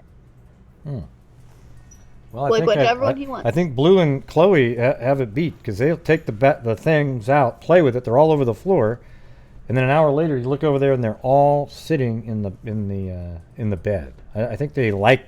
I don't think there's anything like, oh, I'm going to clean up the room thought. They're just like, hey, I want to put this where it's mine. I want to put it in my bed. You know. Yeah, Oliver doesn't make. Well, sometimes he'll make a pile around himself, and like keep all the toys right next to him, and like chew on each one periodically. I wish he would put them away though. That would be nice of him. Yeah, I was asked a question. Gray, do you think officers aren't capable of committing crime? Not referring to the Delphi case at all. No, I know that officers commit crime. But in this case, there's nothing at all related to any officers that there's any kind of suspicion like, ooh, what about those 2 officers? Okay? So I know what that question was for because you kind of are supporting whatever that whack job was that asked that question. Okay? So just, calm down. All right. Let's see. Chase gets the cat because I bought it for him for his birthday. And so in our little divorce, I got the dog and he got the cat, and I got the bookshelf and the couch, and he got whatever else is his, I guess. So we definitely split everything up evenly. Like, I love Callie, but I would, if I had to choose between Oliver and Callie, Oliver is definitely my choice. So. Yeah. Well, I'm more of a dog person anyways, so. Me too. Hear that, everybody? Dogs are the best. That's right. Boom! Listen, cats would rather be by themselves, and, like, my dog shows me more unconditional love than, like, almost anyone ever has. Well, that's just because you don't have the right kind of cat. Don't you understand? No. The truth is cats, you exist for the cat's pleasure. Dogs exist to please their, their owner. I hate saying that word, but, like they do, right? Your dog runs up, hey, how's it going? Where cats, they just want you to make them feel good. That's it. Yeah, exactly. And next time you can find me a cat that rescues somebody out of a frozen pond, let me know. Okay. Exactly. I mean, I don't begrudge anybody that loves their cats. Okay. I just know that the cats that live next to me, they're the ones that kill all the birds that I like to see feeding outside. Yeah. Don't worry about it though. Anything else in there? I'm scrolling. Maybe we should do like a more often check-in during this. You know, maybe play like I just did a show where we played a game. That'd be kind of fun. And then there were perfect games for people to play. There's games? Well, I was on John Lorden's channel. I was on there, and there was like a panel. I played it on my channel too, but there was these games. You have to answer questions, and we were just goofing around. It was pretty fun. There's a video of a cat. Ooh. So one exists, huh, Paul? Excellent. Oliver just turned a year and 1 month old today. Somebody asked. Yeah, he's almost full grown now, right? Pretty much. Yeah, he is supposed to be 5 pounds bigger, but I think he's done growing. How much does he weigh? 60? He weighs 55 pounds. But I think he's lost weight since Chase left because he's not eating as well. I have to keep making him rice and eggs to make him eat. How come you guys timed out Jamie McLaughlin for saying, did you buy Ollie or was it gifted to you? You didn't need to time him out for that. Okay. Hey, sorry about that, Jamie. I think somebody accidentally timed you out there. That definitely wouldn't be something that anybody would time somebody out for.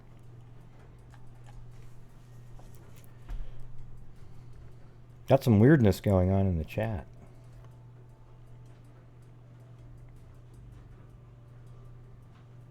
Start eating again? Oh, I must have missed what you said. I was trying to figure out what the hell was going on. Oh, Oliver he hasn't been eating very well because he has depression, I think, or separation anxiety since Chase and Callie left. Were they pretty good buddies, all of them? Like Chase? Well, he played with Callie, and so now he's at home alone all the time. And well, with me, but so he's not eating very well, so I think he's lost a little bit of weight, but I'm making him eggs and rice, and that seems to be helping. Well, maybe get him like a little dog to be friends with. You know, okay, but the problem is that I'm moving back to Grandma and Grandpa's. Yeah. And I think one big dog will be good enough for the other 2 little dogs. Yeah, they have Yorkies, don't they, or something like that? Like. Yeah, Tucker and Allie. What was that? I have a friend. Oh, I was gonna say there's no way in hell that was. That wasn't Oliver.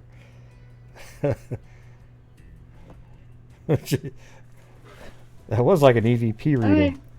That was like an EVP reading thing. Nope, that wasn't Oliver. Crazy.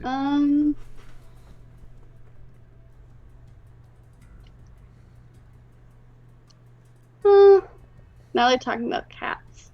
I think I'm way up because I didn't pay attention because I was talking. I'm sorry. I'll get back to it. Yeah. That was a weird sound. Whoever that person was that made. They stubbed their toe. It was like, oh, that was weird. Yeah.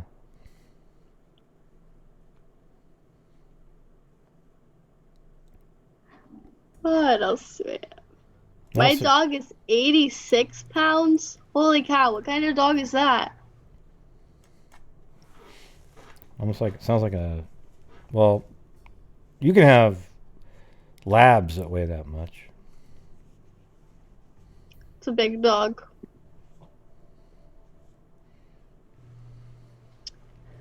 How long until I finish my studies? I'll be done with my bachelor's. I'll graduate in May of 22, and then I'll finish my master's in May of 24. You gonna go straight into the masters right after that? Yeah, so it'll be I'll get my master's in psychology, and then keep going on with forensics. But at Purdue, it's a 6-year program for your master's. So all you do is get your bachelor's and then take 2 years for your master's. So yeah, I'll be done in 2024-ish. I think somebody else asked something about school up here that I missed. I'm just reading through the comments. Lowenberger puppy? Never heard of a Leonberger, whatever that is.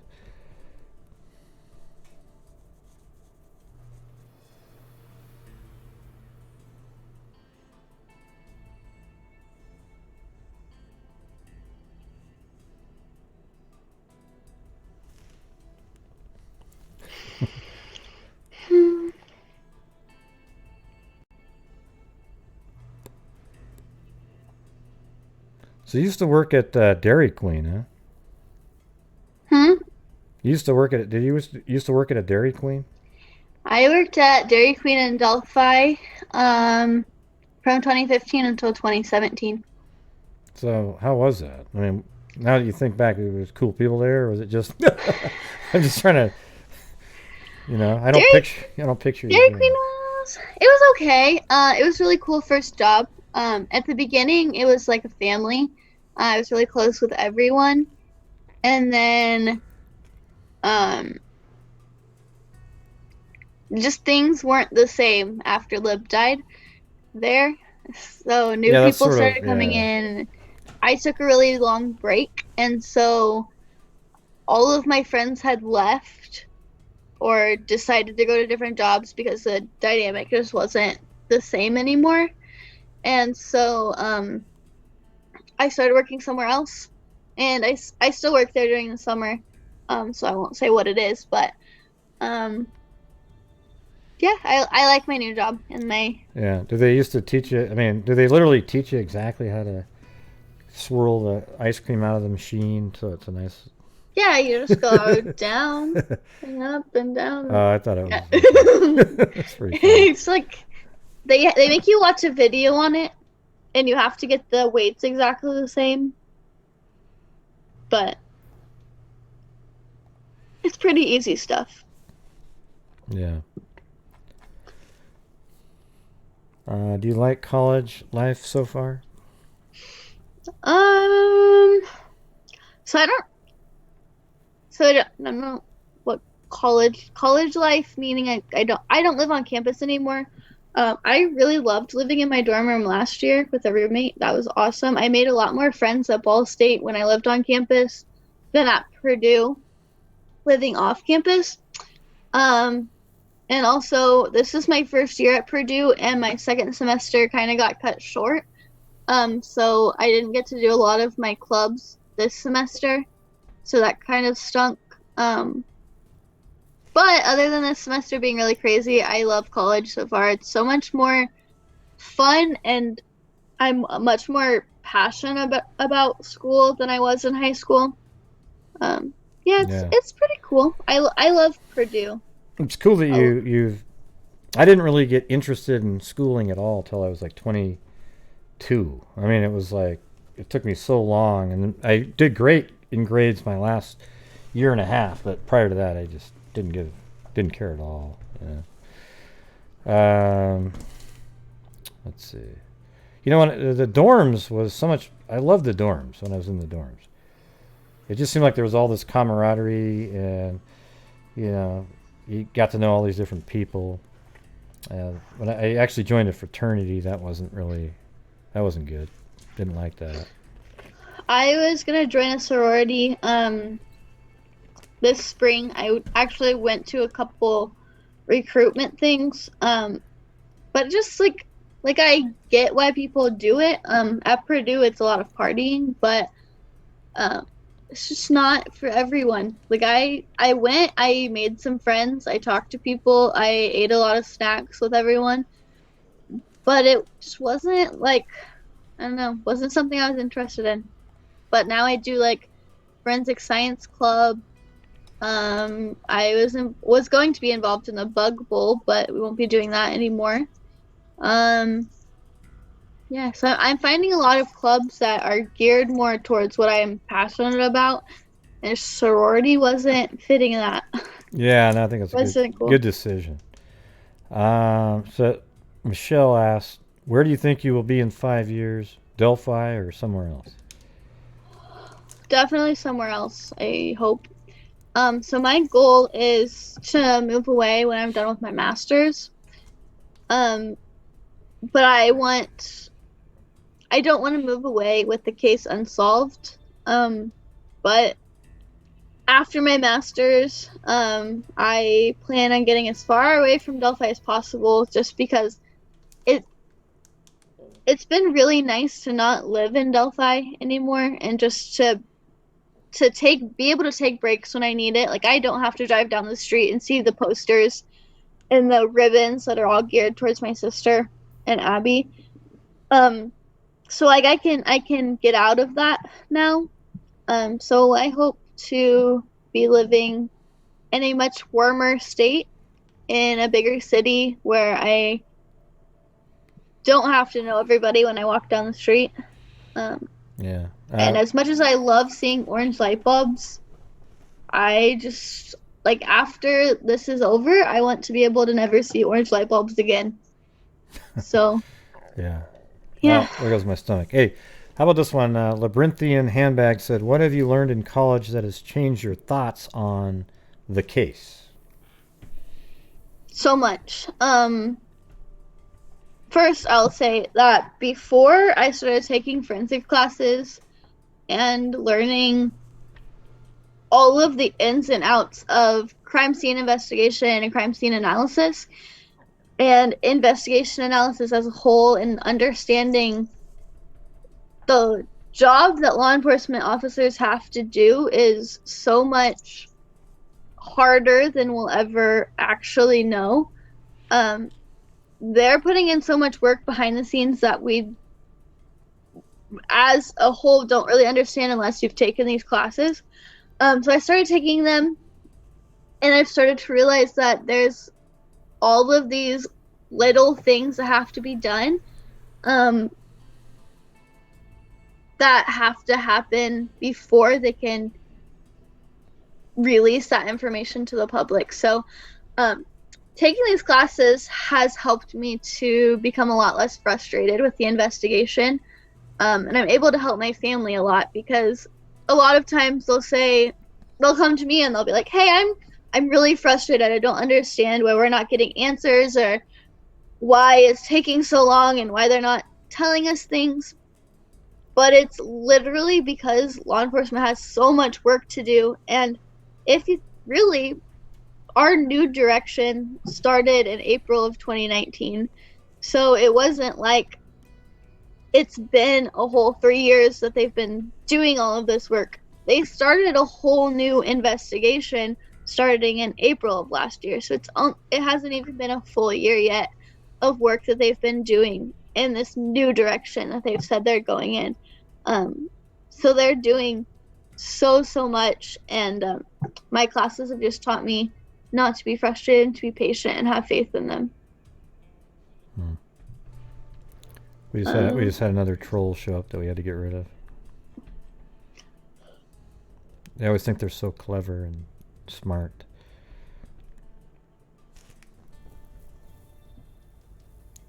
Somebody said, with your interest in forensics, do you follow other true crime stories?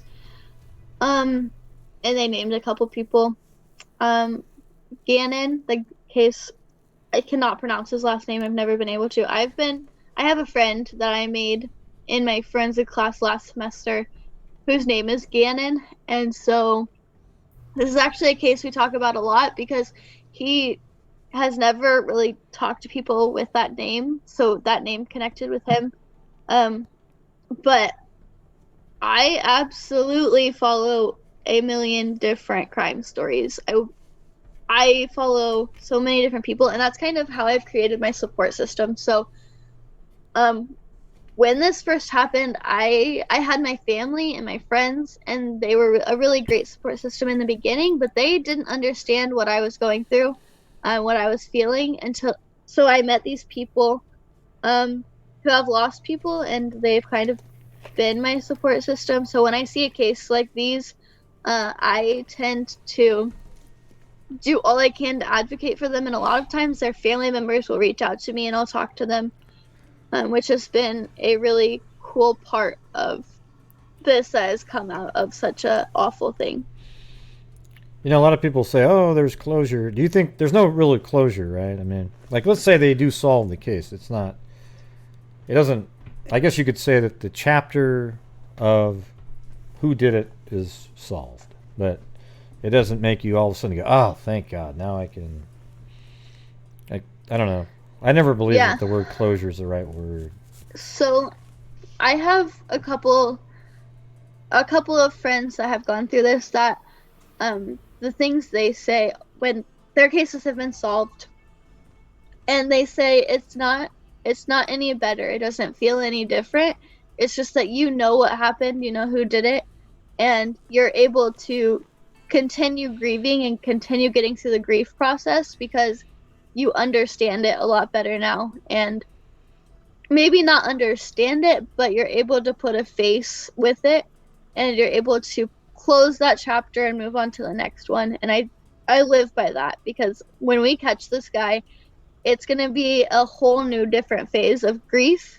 There's going to be a lot of crying. There's going to be a lot of emotions that come out with that, but it's not going to make it any better. But it will definitely mean that we can move on a little bit more. I won't have to be on social media and doing podcasts all the time, and I can't wait for that day. And maybe all the posters and things would come down in your town too. Mm-hmm. You know, it'd be a time where you didn't have to have the orange lights and Yeah, definitely. In the last couple months, really, I've been taking kind of a social media break, and it's helped my mental health so much. So, maybe that's what's wrong with me right now. I need to just take a break. It's okay. I can't, man. 7 days a week on here. Yeah. I've been posting so much less, and I think a lot of my followers have noticed, because they've been messaging me to ask if I'm okay. But yeah, I'm okay. Just sometimes everybody needs a break sometimes, from all of that, because it's just so emotionally draining.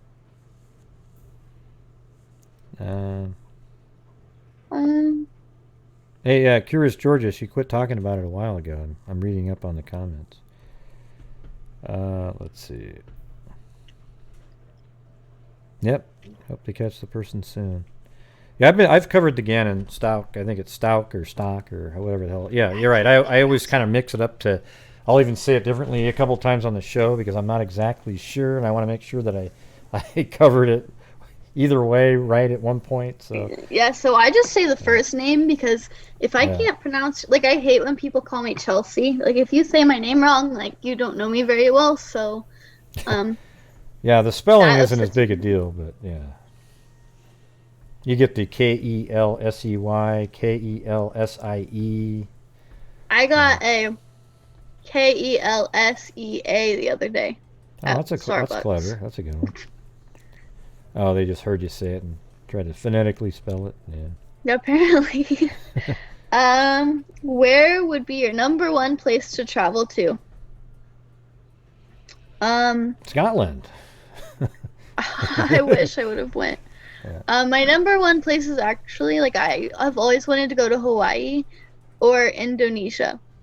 Hawaii, because I'm really dreaming of warm weather right now, and Indonesia because I had a best friend my freshman year who was a foreign exchange student that lives there, and I miss her a ton. So I hope I could travel there someday to see her again.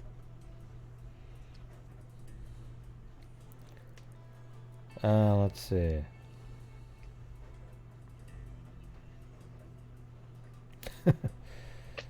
Yeah.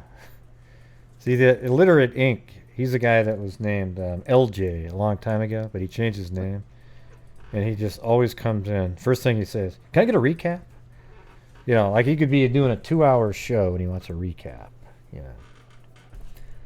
know.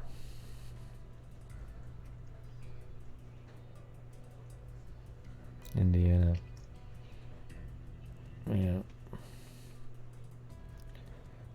It's weird how every single time there's anything going on in Indiana, people post about it really quick as if it, you know, like it's related. Have you noticed that? Yeah, it happens all the time. They'll actually send it to me, and they're like right now I'm trying to dispel a rumor because everybody keeps sending me this, like one person specifically that they're like, oh my gosh, this guy was arrested in Florida, I think it is, and it could be the guy, and I'm like, you're right, it could be, but so could 20 other people, and so more. That's the new one right now, I think. Yeah, I think I've seen that one.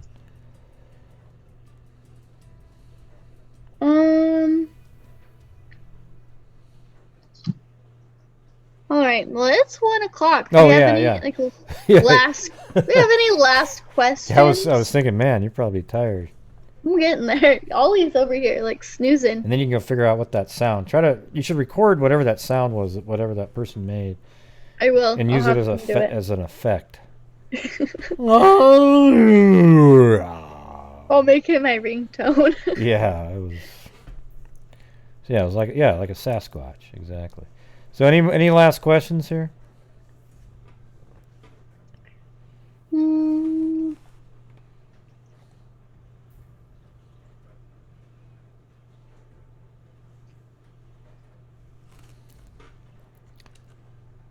But yeah, thanks for coming on. Look at I'm gonna do my cheering sound effect for you. Whoa! Yeah! Woo! Wow! Yeah! I don't like how it just stops though. It feels like it was fake. You know, like there was a sign like, "Hey, stop!" You know. All right. What would bring you the most peace? I wish I had an answer. I think just knowing what happened. Even if I can never know who did it, I think having some answers to my questions would be nice. Which I don't think I'll get until it gets solved or gets put as a cold case. Which hopefully never happens. But just maybe some answers would be good.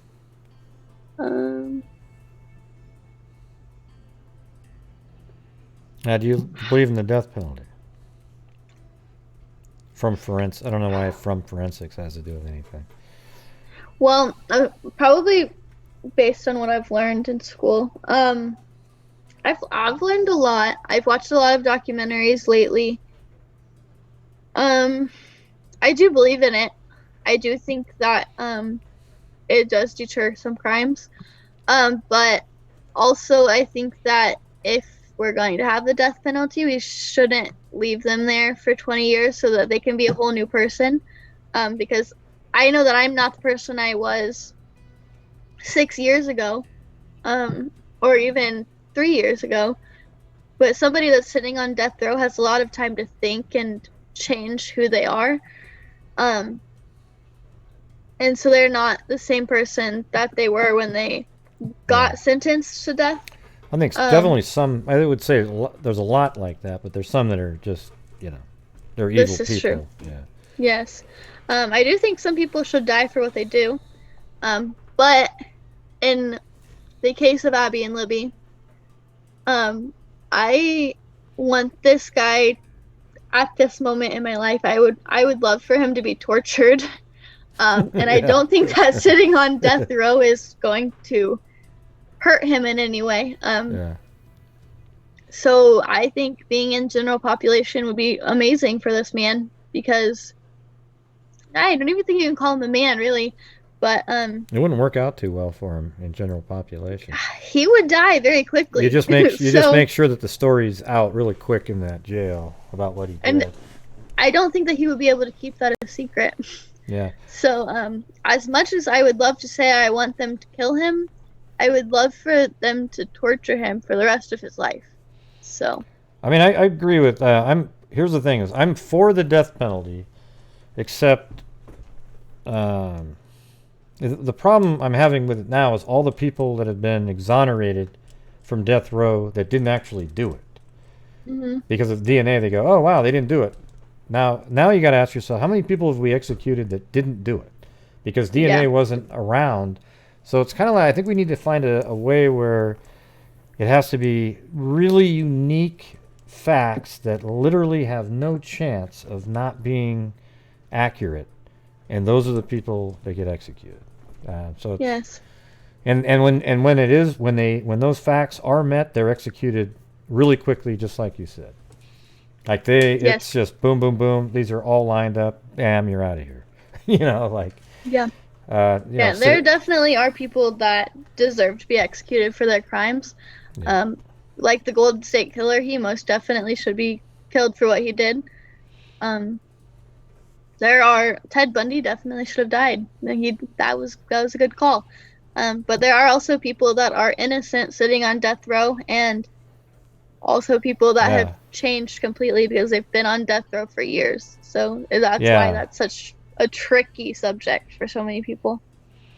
Yeah, and if you ask the minibus, though, that one YouTuber, he said that he thinks that the Golden State Killer is innocent. Because, of course I've heard that too. Yeah, right, okay. What else do we have? My family's doing as well as possible. What else do we have? Who's my favorite music artist? I am in love with the Jonas Brothers and Niall Horan. Also really like Journey and Guns N' Roses. Okay, you got for some older everybody that's ones. a little older. Okay. How about Simon and Garfunkel? Do you like them? I don't know that one. I'm You sorry. don't know Simon and Garfunkel? Oh my God. I tried. I was nice and said Journey. Well, they sing the Bridge Def Over Leppard. Troubled Water. I know you've heard their songs. Come on, there's no way. Maybe you're just old and I don't know them. 'Cause they're older than me. Sound of Silence. You know that song by what's the other? The newer version of that was by Disturbed. That one band. They did Sound of Silence, but that was originally written by Simon and Garfunkel back in it was 1960 something. Forget it. Yeah, I said Disturbed. Truthfully, yeah. I still don't have any idea who they are, but it's okay. Yeah, Mrs. Robinson. You've heard that song, right? No. No? I'm going to send you a DVD, or not a DVD, like a little SD, some little card, whatever you call those things, thumb drive, and I'm going to stick it inside of a New Balance shoe, and I'm going to ship it right over there. Good, thanks. Because I guess they need to be educated on old people music. Yeah. It's timeless, man. It's like the Beatles. Who? Yes, the Beatles. I do like the Beatles and I do like the Who.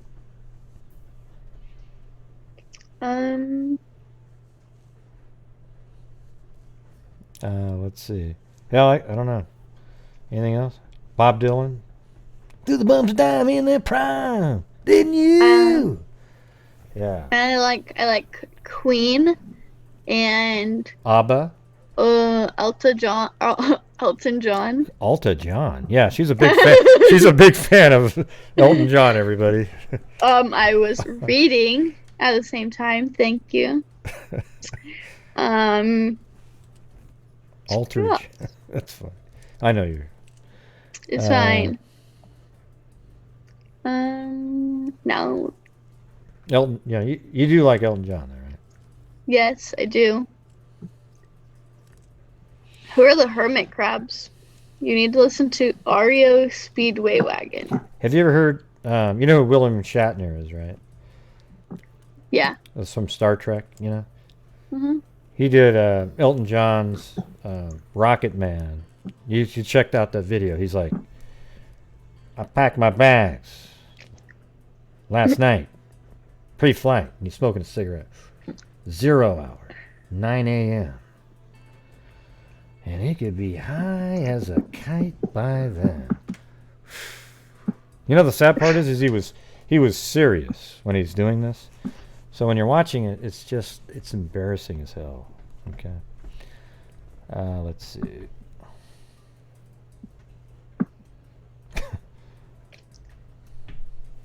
There's illiterate ink. William shat his pantsner. Jesus. God. He's crazy, man. He is. Yeah, look it up, everybody. Go watch that one. And then look up Leonard Nimoy's Bilbo Baggins song. That one's great. The Spock character. So, is that about it? You're all questioned out? Yep. Think we're all done with questions. Oh, maybe we should do it again not too far off in the future. Maybe do something up. You know, maybe figure out like a game or something. I don't know. Just something. We got to kill some of this time. Yeah, I'm so bored. Just let me know. I just have school during the day. Yeah. My work is closed, so I'm doing nothing. All right. Well, thank you for joining us. I think everybody had a good time, and it was, it's interesting. And thanks for all your honest thoughts about everything. Appreciate it. Yeah, absolutely. Have a good night, guys. All right. Have a good one. Bye. Bye-bye. Oh, now there's two of me. Hey, you guys are lucky. Yoo-hoo. Bam. And thank you, Kelsi, for showing up. That was cool. Yeah. Now, can somebody explain to me what this 2 deputies deal is? Like, who the hell's even talking about that shit? Is this just some kind of wacko new theory out there? I mean, and you know what I didn't like about the conspiracy theory guy that was in there? Is that we're talking about something totally unrelated, and he kept bringing it up over and over again. Yeah, like some other new question he wanted answers to. But what difference does it make? Anything about any of that stuff? When, though? I don't even know who they're talking about, truthfully. What 2 officers, what 2 anything? Okay, all there was they called the police to come help search, and then, the police came out and they helped search. I don't even know what you're talking about. It's incredible. It's just like there's probably some weird Reddit thread somewhere where somebody said they saw something. What do you mean the initial officers that responded? Yeah, they show up because there was somebody reported missing. What does that got to do with anything?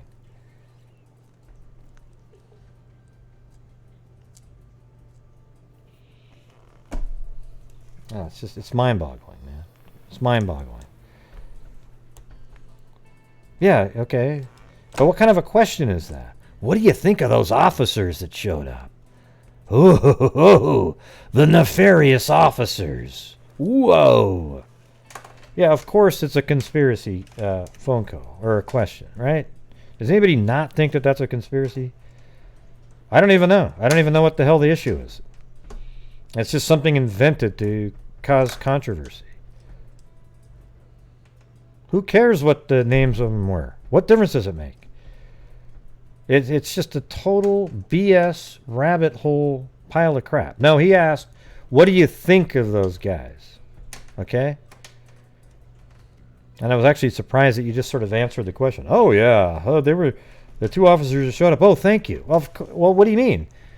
If he would have already known that information, that it was 2 officers that showed up, right? You would have already known that. Hey, thanks, Sooner History. He would have already known that part to even ask that question. So you didn't answer anything. They just wanted to bail out of knowing how ridiculous it was.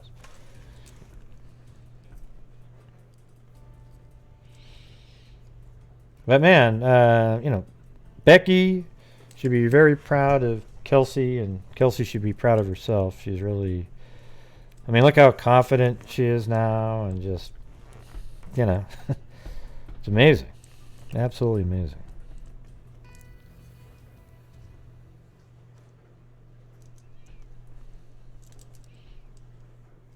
And then all of a sudden we're talking about something totally different. Then it's totally random question again about something. And that one, you know, it's okay, that one. But at the same time, and then he started, because I said, well, here's another question by the conspiracy guy. And then I asked the question. Then he's like, well, what makes a conspiracy question? No, I was talking about the first one. Okay? See, they're just trolls, you know, the passive-aggressive shit, where you come in and you say, you make a comment like, wow, that's great. And then you say, oh, yeah, thanks for the sarcasm. No, I really meant it was great.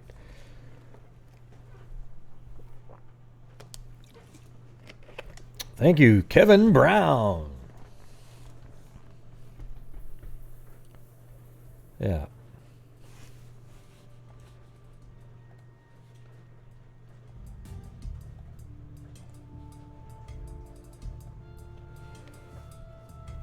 So that was pretty cool, though, right? I knew she was calling in, but I wanted to pretend like the call just came in.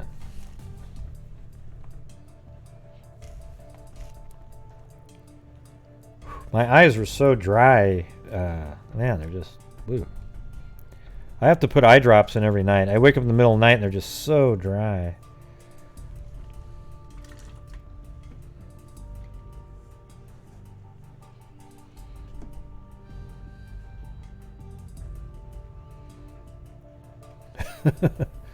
Yeah.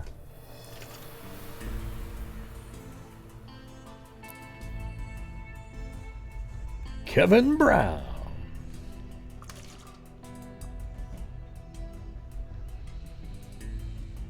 Well, anybody have any questions for me? Oh yeah, that guy's a total idiot. Running Fox. He's been an embarrassment on YouTube for a long time, but people seem to, oh wow, this new fresh face. Talking about, oh god, he's on, you know, just trust me.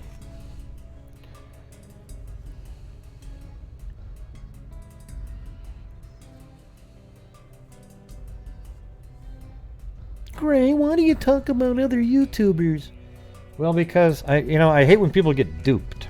You know, that's the truth. And it's weird how many people accept being duped. It's just unbelievable. Yeah, what's weird is one of these days, if I have time, I'll take the time to actually put items in his hands and stuff. But the amount of time that would take, oh my god, look at that, just over and over again.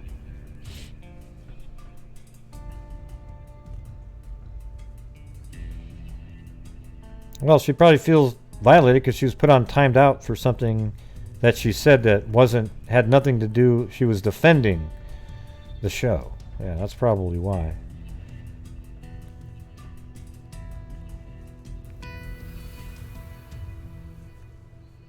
I mean, I saw another person get timed out above that said absolutely nothing wrong. Okay? And it was, hold on. I'm trying to find it. I can't find it. Yeah.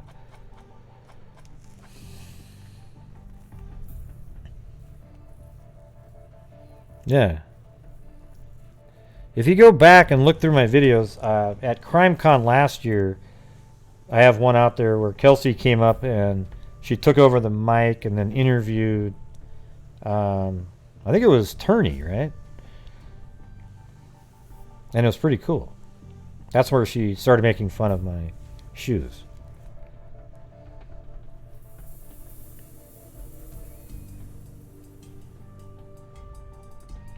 Yeah, well, the thing is, in here, sometimes people get timed out. We have a lot of moderators, so a lot of times they'll click on something and then it times somebody out, and sometimes they're hidden from the channel. Sometimes it's not intentional, but sometimes people are timed out for nothing. And I don't know what happened or anything.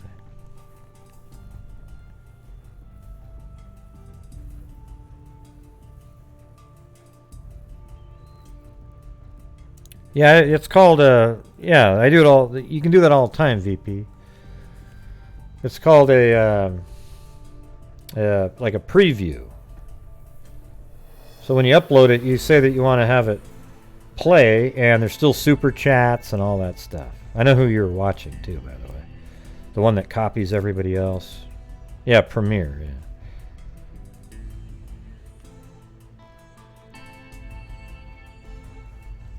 Not a preview, Premiere.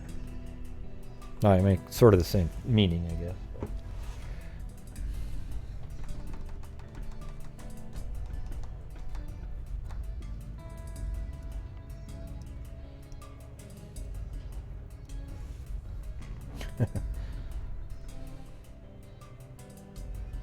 Nah, not that one. It's one that's only been making videos for 3 months, and for some miraculous reason has almost 50,000 subs, and just takes everybody else's information, claims it as their own, gives, that kind of thing. It's awesome. No.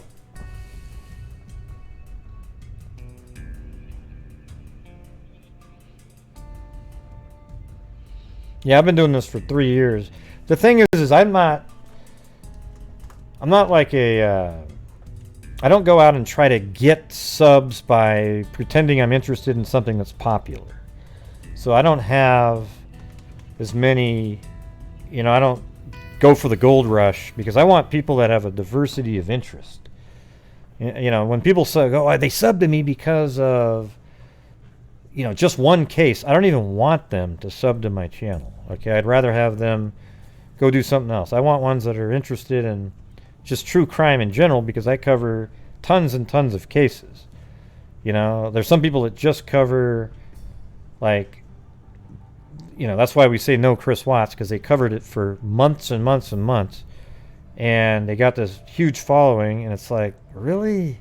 That case was solved 2 days in. It's ridiculous. So what I do is I cover tons of cases. I look up old ones on newspapers.com, and we just go through different things. I feel like people have a way larger array of knowledge about cases on my channel than almost all the other ones. John Lorden covers different cases all the time. So, but it's just the way it is. I think if you're a real true crime person, you don't do that. You don't find, what's hot, and then cover it for 5 weeks in a row just to get subs, okay? If you're a real true crime person, you cover something, and if there's breaking news or new information, then you'll talk about that one again.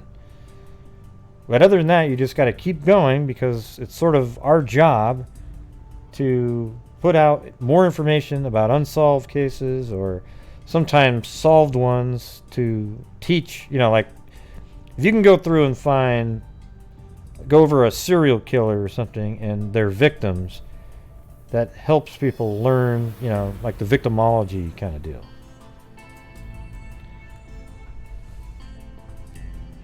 But it's like, hey, let's go over all of Ted Bundy's. Okay.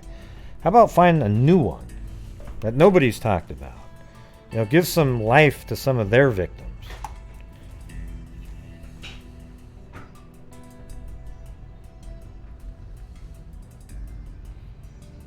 I don't know. There's some people are just suckered in. It's bizarre to me. But you can't control who people like, okay? But anyways, if you want to subscribe to my channel right now, go ahead and do so. If not, feel free not to. Okay, you'll just miss out on the new cases.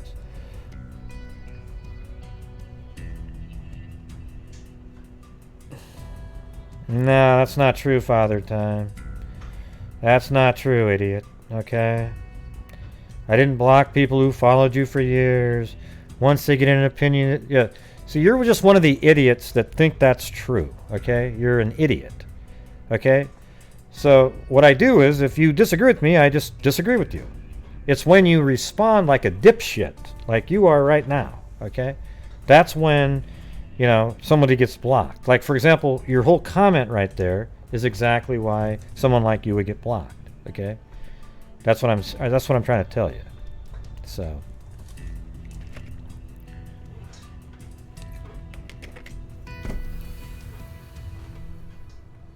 Yeah, there's people that disagree with me all the time on here. I don't block them. And see, that just means you're a liar and don't really know what the hell's going on. You probably saw one time somebody was in here saying stupid shit and it just kept going on and they got pissed off and I deleted them, and that you don't remember the part where they were being rude and cutting down the channel when I blocked them. You probably don't remember that part. Yeah, didn't think so.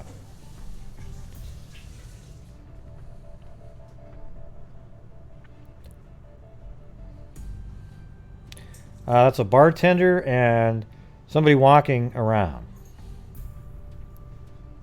You can't tell that's a bartender. He just doesn't have any glasses. And what I mean by glasses, meaning he doesn't have, you know, a drink glass. All right.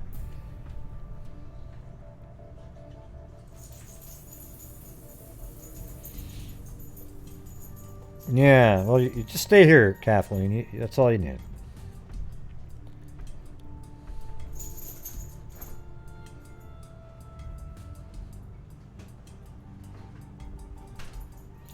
No, you don't, Father Time. You really don't. You don't, man. You don't know my ways, man. I know you think you do, and you're probably one of the guys on Reddit that think they're all so clever, got everything figured out, and you're just a troll, okay? For your sub. What does that mean, for your sub? How about this? Learn to write better, and, you know, full sentences that actually make sense to people, okay? For your sub. What does that mean, everybody? 4 yeets. What's a yeet? 4 yeets sub.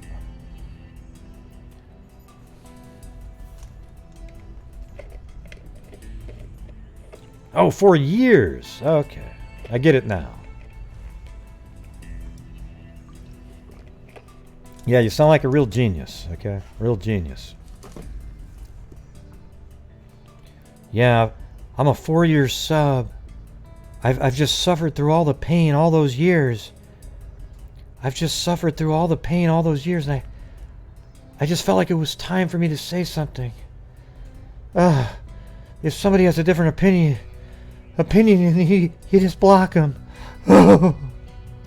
What an idiot. Jesus. No, doesn't happen. That's not what happened. Well, why are you still here, Father Time? I get rid of people when they're a troll. Do you understand? I don't care if somebody disagrees. I wish they agreed with what I'm saying. Who doesn't, right? Boy, I can't wait today for everybody to disagree with me. I think 1 + 1 is 4.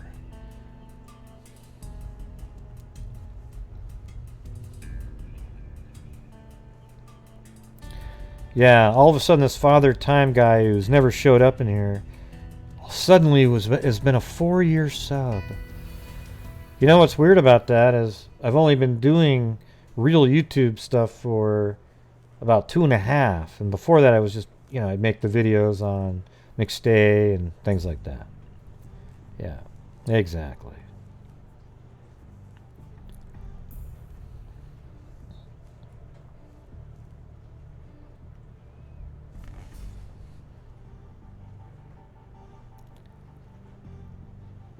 Yeah, just send me an email.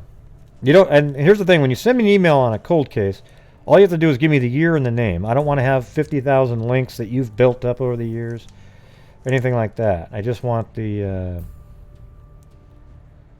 you know, 'cause then I'll look it up on my own. I don't like having any, you know, like people always send you links to another podcast or something on it, and I don't want to know it.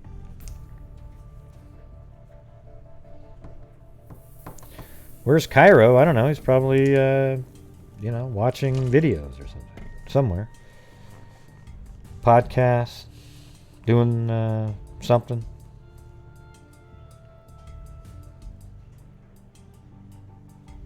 Right. So that means you don't really know what's going on, right, Father Time? Right.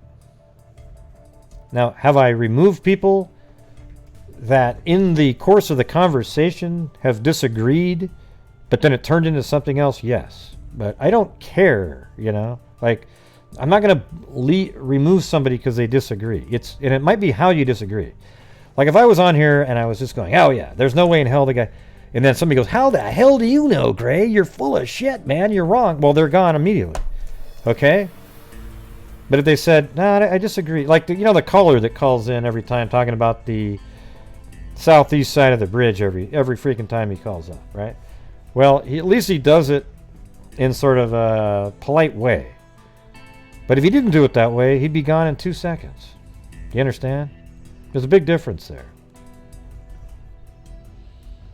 Yeah, they're all the same. These guys, they have the IQ of like a frog, and they show up on here and they go, "Oh God, Gray's the guy," because they heard somebody else say something.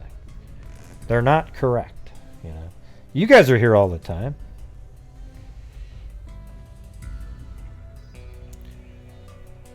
I don't think she has psychics. I don't even know what you're talking about, Father Time.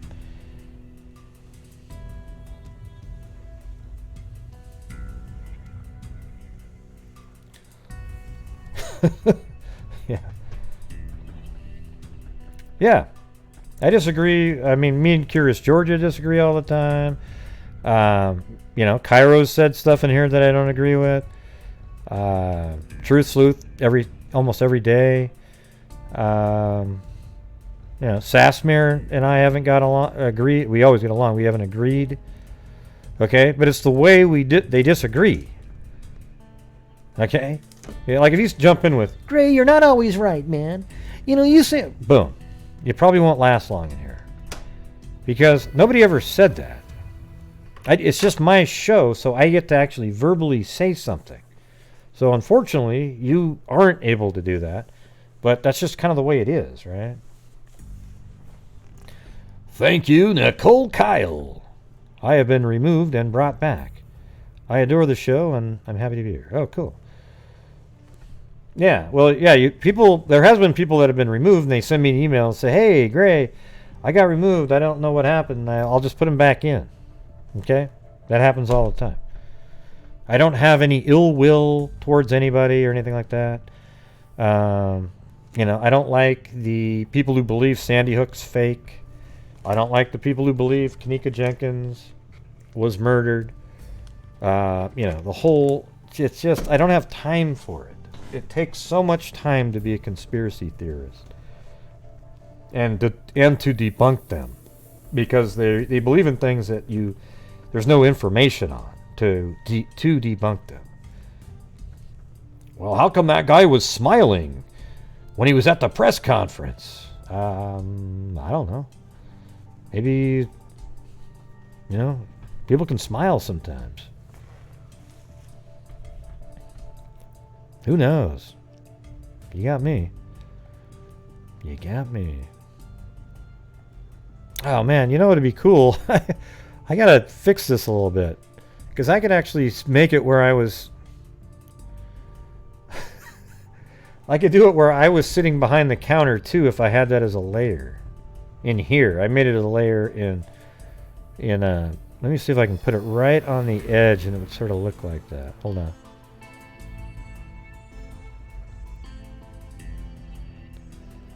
There it is. Yeah, can you give me a drink down here? Thanks. Yeah. Hey guy, give me a drink. Thanks.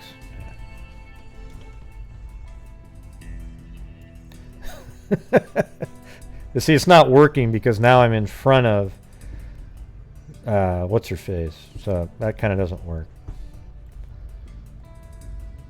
So, oops. Yeah. I gotta move that back then, because now see how she walks right behind me there? It doesn't work.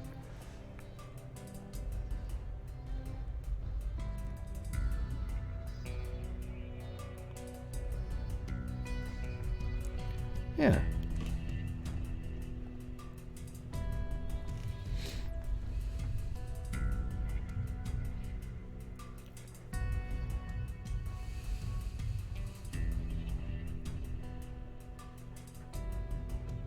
No, it's not true, Father Time. It's not true. You've shit on a lot of people who've stood behind you, though, for years, some of them. Oh, yeah, right. Oh, boy. Yeah. That's bullshit, okay? See, that's what always says. Gray, I always defended you, but one time, we've talked about it many times in here. Some nights, we come in here. Okay, name somebody. Name somebody, Father Time. Go ahead. Name somebody. Go ahead. See, Father Time is a troll, okay? That's why they keep having this conversation. They're going on and on. You know, they've just wanted to say this for a long time. They just, they got it. Now, go ahead. Let's hear it.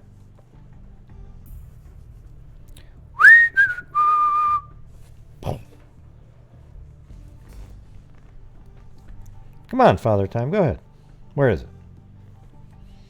See, what we are in here is some nights there might be like, oh, that's crap, man. That is total bullshit, right? Then the next night, we're all getting along. I mean, it's just the real world here, okay? I'm not a robot. This is the freak family. We're not perfect. Things don't work out every night exactly the same. I don't have any... My ex-subs. Oh, hey, that's really clever. Which one? Name one. Name one, Father Time. If you can't give me one name, you'll be an ex-sub too. Here we go. Give me one. Come on, go ahead. I'll give you 10 seconds. Name one. 10, 9, 8, 7, 6, 5, 4, 3, 2, 1, and bye. Have a good one. And now you are a Father Time. The time of Christmas passed. You're gone.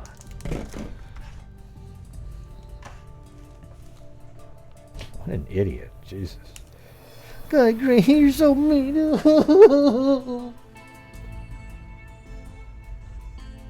Gray, you're just so mean and awful to your subs. Oh boy. Oh golly, golly, golly. What do you mean, Father Time? What do you mean he's mean? What are you talking about? He just has an opinion that he can verbalize. No, because sometimes I say, like I can't even explain it. Yeah, shut the hell up. Okay? It's ridiculous. God. You know, that's what you always hear all the time. You see these people, they type in, when you go to another channel, oh, there's that Gray guy. He's so mean to his subs. Well, how do I know who's a sub or not? I just do what I do, and if you happen to be a sub and you didn't like it, I'm sorry, but, that's just the way it is. You know, the next night, though, everything's great. Just don't take it too personally. It's not like we're on, some 20 million people are watching and your real name is used. So if your name's something like Running Fox and I say, God, you're being an idiot tonight. Well, don't even feel offended. You know why? Because nobody knows who you are. Okay, I actually have my real name on here. Thank you, Jamie Lynn.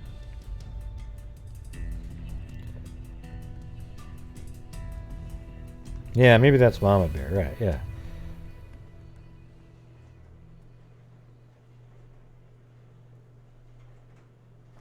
Oh yeah, well, I'll check it out later. Thanks.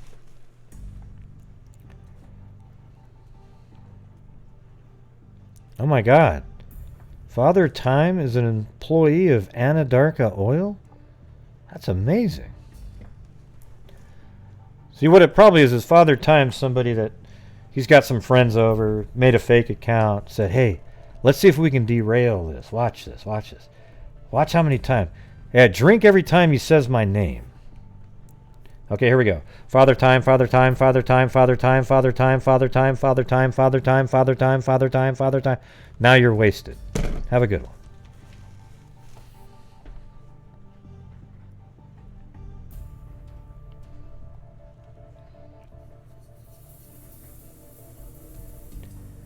Yeah, I haven't discussed it, but I have the body cam footage. I was on Lum. It's not even really that interesting, to be honest. It's just more footage, her bitching about Charles and at the jail. Yeah, it was Justin Lum's show.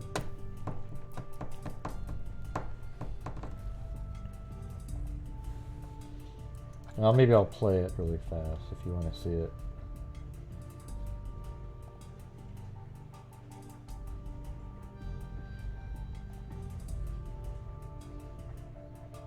Yeah, let's make an entire show out of it. There's people that would do that. Let's see.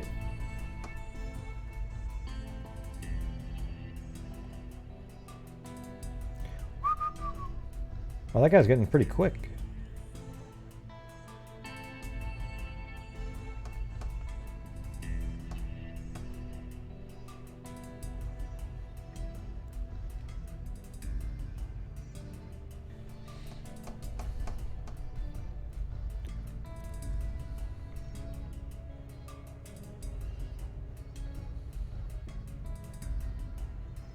Yeah. People like Father Time they're just mentally deranged, okay? There's somebody that they were just sitting there and I don't even know if they've ever watched one of my videos, ever. Yeah. Nor do I care. Police department with her daughter, Tylee Ryan, and her friend, Melanie Gibb. Lori tells them her husband, Charles, stole her purse and phone from her car while she dropped her son, JJ, off at school. Then Lori expands on alleged marital issues. This time I caught him cheating and I had evidence. Yeah, this is Fox 10, Justin Lum. I told him about it, and he travels a lot for business, so I told him about it and told him not to come home and that his stuff would be gone and that his car would be gone and all those things. So he's a little mad. And there's Tylee saying, "Calm down, Mom." This interview just days before Charles filed for divorce, accusing Lori of draining their bank account of $35,000. He's mad because I took the money out of our account, but it's a joint account, so he wants me to give him money. The police report says Charles told officers Lori changed the locks to their home, so he forced his way in earlier that morning to learn his wife moved out with their kids. The report also reveals police tried to pick Lori up for an emergency mental health petition filed by Charles, but police couldn't find her. He was asking, like, what's got into her. Like, oh, never mind. That wasn't Tylee. It's not Tylee. I think it's Melanie Gibb right there. Where is she? And remember, Melanie Gibb is the one that told police that Chad and Lori both tried to get her to lie about dropping off or sending JJ to live with her for a while.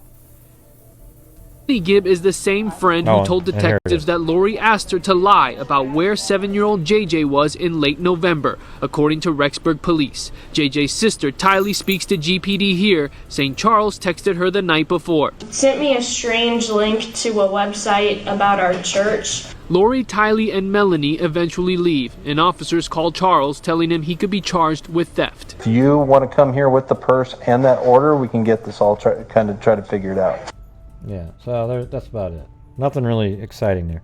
Okay, I just unhid Father Time. See how we unhide people too, even trolls like you? It's amazing.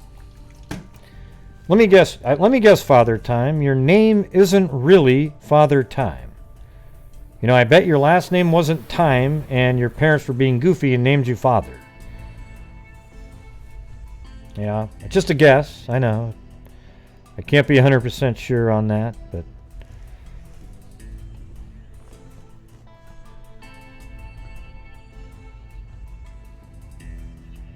Yeah, probably.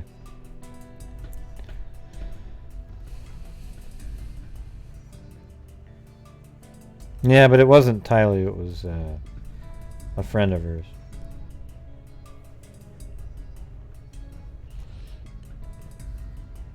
Remember Just in Time?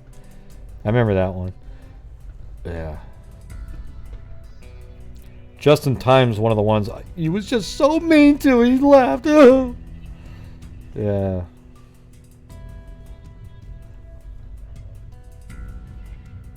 You got me. I'm a girl. You are? Wow. Excellent. Excellent.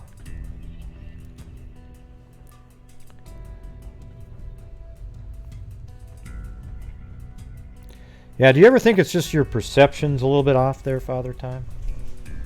Have you ever really followed the conversation strings when somebody gets blocked?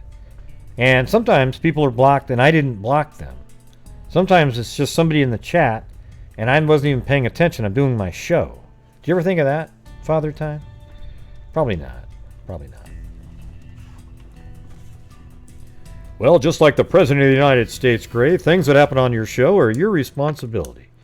Well, you're exactly right. That's what I figured that, Father Time. You have a low IQ. It was obvious by you couldn't spell the word year 3 times in a row. As a matter of fact, one time it was spelled U-R. Who the hell spells year U-R? Year. Well, it's about 2 years ago. Yeah. And that word, you can't say that anymore. It's mentally challenged, okay? Yeah, that's true. Very low, very low.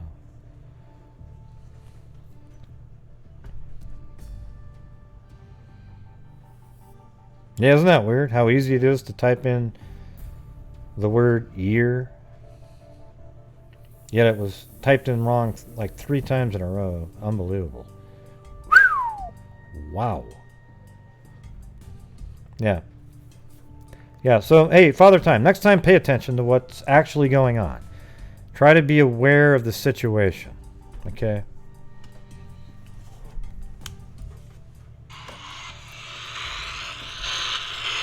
Hey, everybody. Hey, Ghost. What is it about Father Time? Can you tell me anything about the guy? What was that again?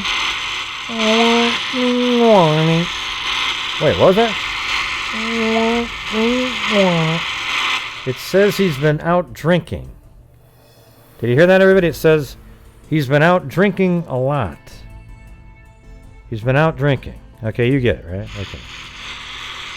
So what else about Father Time can you tell me? What else can you tell me?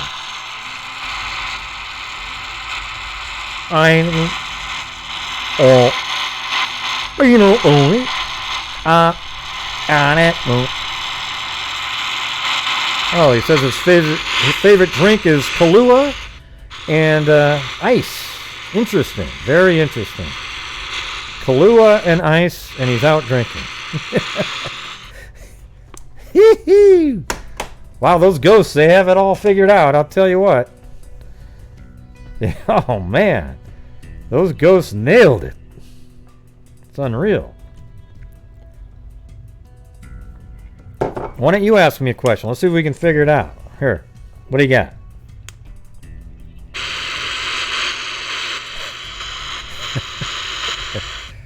Come on. What do you got, man?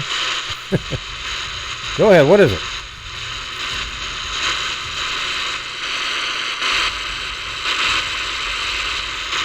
What's the question? Come on.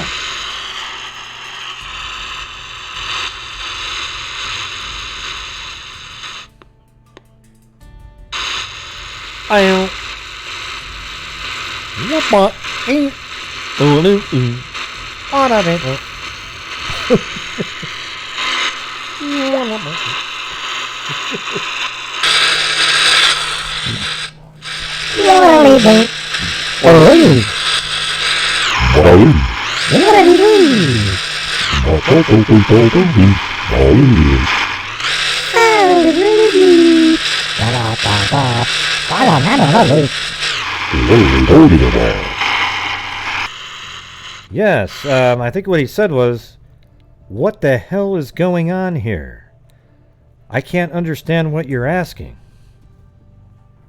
Wow, that's amazing.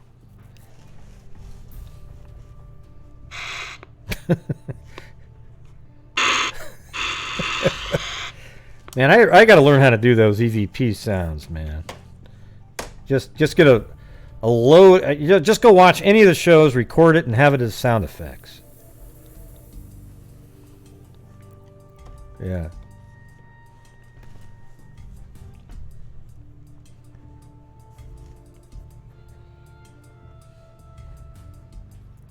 Better to admit.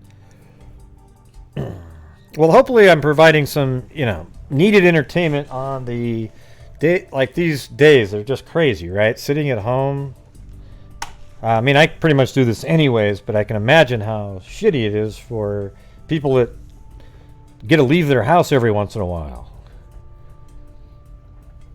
I actually have Velcro on my shorts and the counter part on the chair.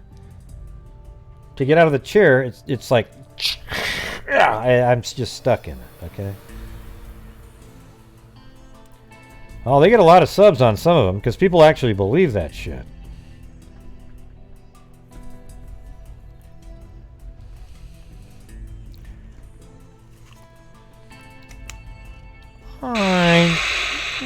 It's never really clear either. Listen. It's always like,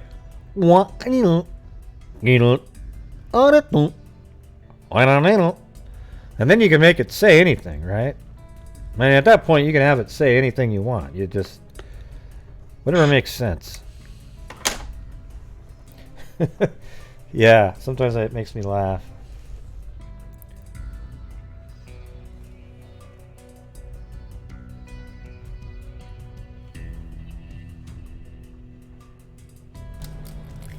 Oh, Mandy, you came and you gave without taking. I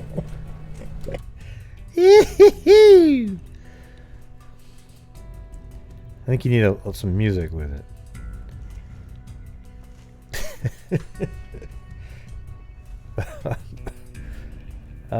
Just trying to make people laugh. Laughing's good, right? Come on. Anybody? Yeah. Maybe I should try to do Paul Revere again to that beat. See if I can make it through it.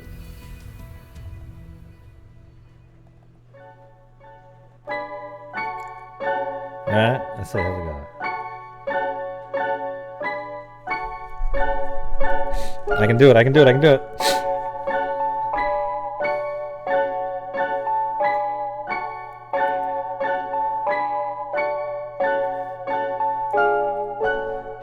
Story that I got to tell about three bad brothers you know so well. It started way back in history with that rock MCA and me, Mike D. I had a little horse, his name was Paul Revere. Just me and my horsey and a quart of beer. Riding across the land, kicking up sand. Sheriff posse's on my tail cause I'm in demand. One lonely beast, D.I.B. While I by myself without no buc-ee. The sun was beating down on my baseball hat. The air was getting hot. The beer was getting flat. Looking for a girl, I ran into a guy. His name was MCA. I said howdy, he said hi. Gotta wait for the next part now.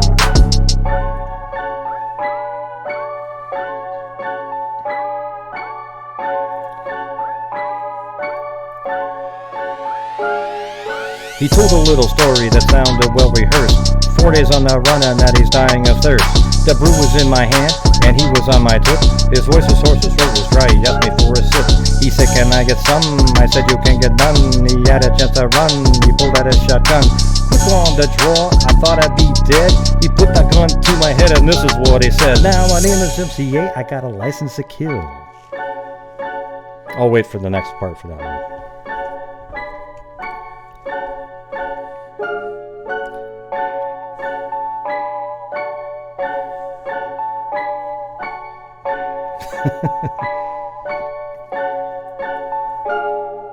My name is MCA, I got a license to kill. I hope you know what time it is, it's time to get ill. Now what do we have here? An outlaw and his beer. I run this land, you understand, or I make myself clear. I stepped into the room, he had a gun, he had a grin. You think the story's over, but it's ready to begin.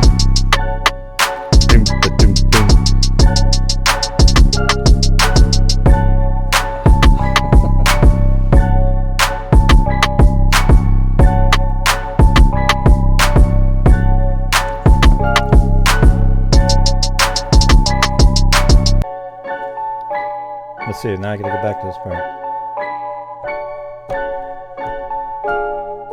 So roll was 6 hours and we hit the spot. The girlies was bumping and the girlies was hot. This dude was staring like he knows who we are. We took the empty spot next to him at the bar. Yippee yo, know this kid? I said I did, but I know he did. That's hard. That part's hard because it's all over the place. Rumor going around about me and the crew, about something we did or supposed to do. You might not have heard it, or maybe you have, but when I first heard it, all of it was flat. I used to get angry and all uptight, but you can say what you want to spell my name right, cause I'm never guilty of us rocking the house. But that's not what the rumor was all about, cause if you ask me then, tell all your friends, and if you don't, wait till you see me again.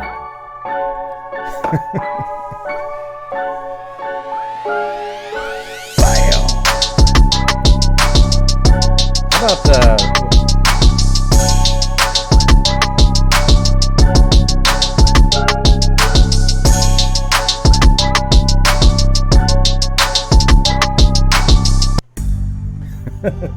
anyways,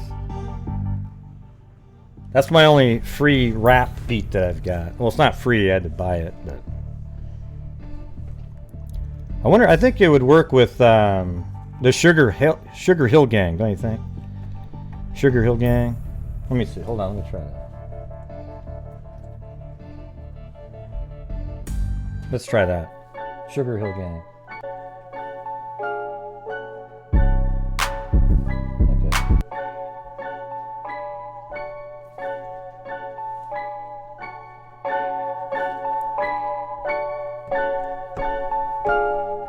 Now what you hear is not a test. I'm rapping to the beat.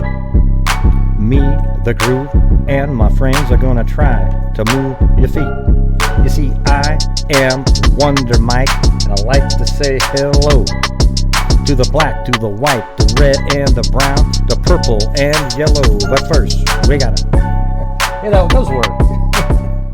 All right, I got a new one to kick in there one of these days. I was just thinking that Sugar Hill Gang would work, and it looks like it does.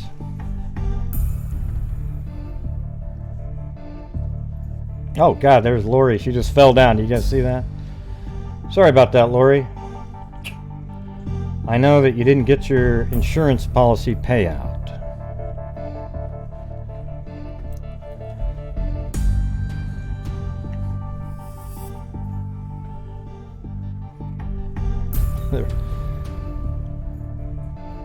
Yeah. Here she is. Hey, hey. Do I get that insurance policy? Do I get that insurance policy? You know, Charles just died. What am I going to get? I thought he said it was $1 million. I think I'm going to get it. I think I'm going to get it. Yee-hoo! Yeah! Oh, I've got the $1 million coming in, everybody. It's going to be great. Yes! Oh, I got the $1 million. Yippee!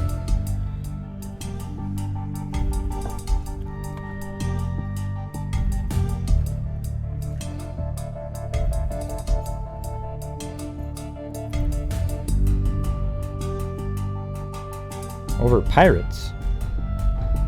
What was the pirates?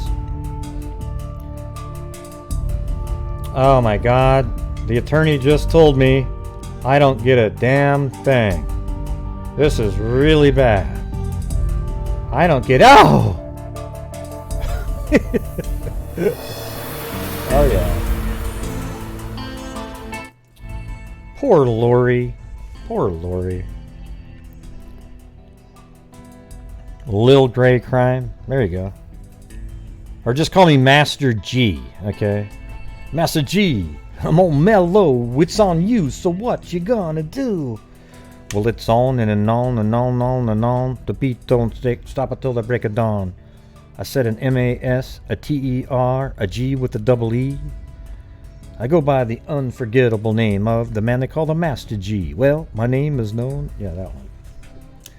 That was like the original rap, I think. The first one that was sort of big. Yeah, a little bit like Elaine. Yeah, I see that. I see it.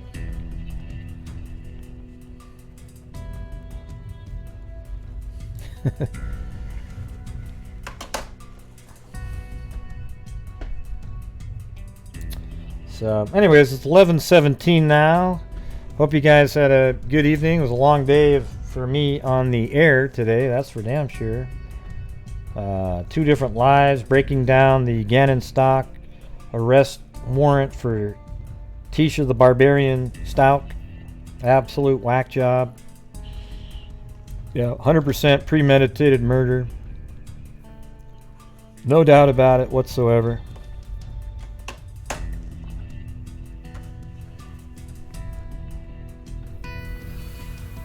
Emily Dickinson. Oh yeah. Can you rap to Emily Dickinson? That's in one of the Simon Garfunkel songs. They mention Emily Dickinson and Robert Frost.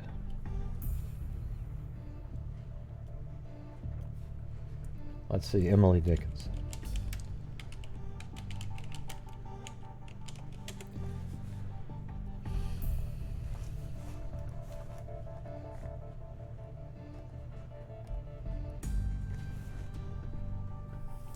Hope is a thing with feather.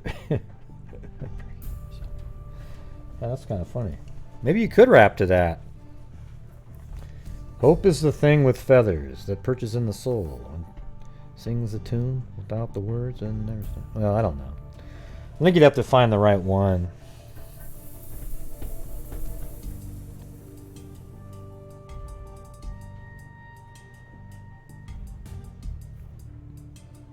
Oh yeah, thanks.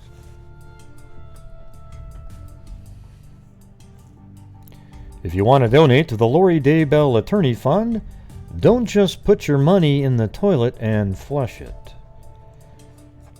That's right. Gray, buy that poor guy some new glasses to shine at the bar.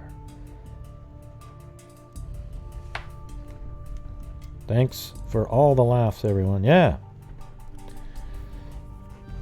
I mean, I always feel like I had a good day when I make people laugh. You know, like sometimes when I've made jokes and nobody seemed to get it but one person, and it makes me upset because I wanted more people to laugh because it makes me feel good. And don't start typing in LOL if you didn't think something was funny, okay? I only want somebody that, if you really think something's funny, let me know. That's what the 101's for, all right? L101.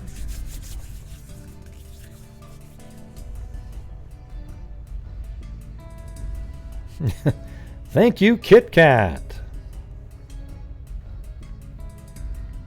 Yeah, that was a good day today, for sure. 100, man.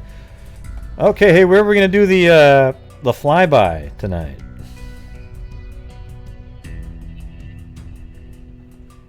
Oh, Jesus, what happened? Okay.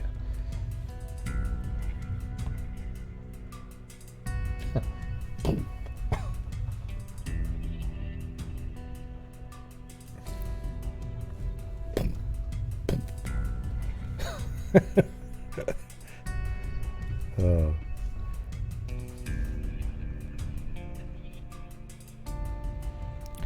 Yeah, so tell me where you... Yeah, let's do a different play. Where do you want me to go this time?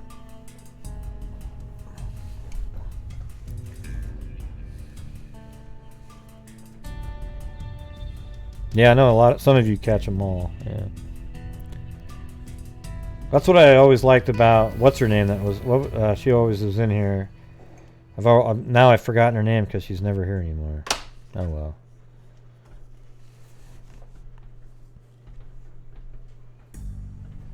Yeah, Nenny C. Yeah, where the hell's Nenny C? She used to laugh at everything.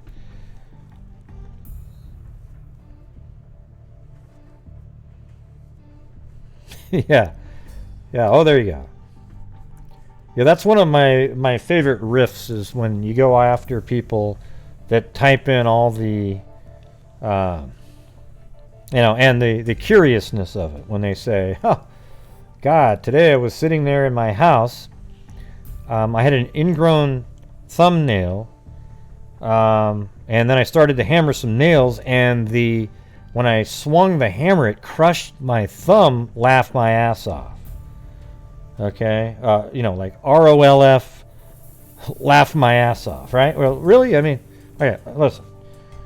Listen, if you're somebody who smashes their thumb into oblivion that already had a hangnail on it, and you're rolling on the floor laughing, you need to quickly call an ambulance and have them take you to the nearest mental facility. Like, quickly, all right? So when you're typing in those stories, please do not put in rolling on the floor laughing after you've crushed your finger in a door, okay? Because if I actually see you do that, I'm not even calling an ambulance for help. I'm calling them to pick you up and bring you to a mental hospital. Okay? All right, thank you. Thank you to, let's see, what do we got here?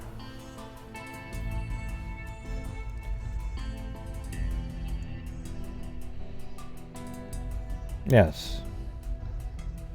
Thank you to Billy Payne, Justin Brunel, Cairo, Kit Kat, Cairo, Robin Frost, with the cat eye donation from Australia, Cairo, Alicia Supertramp, Barbara Smith, who's just been busy as hell doing the coronavirus mod for Steve Lookner, Cairo, Curious Georgia, Sooner History, Kevin Brown, Nicole Kyle, Jamie Lynn, Sarita Hilly, and Kit Kat. Back to you, Jim.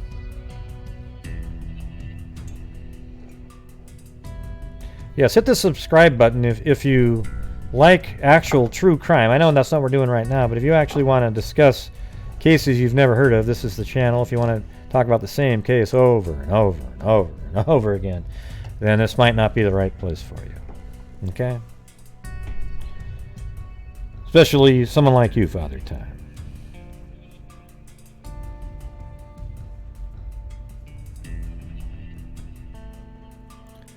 What does MM mean?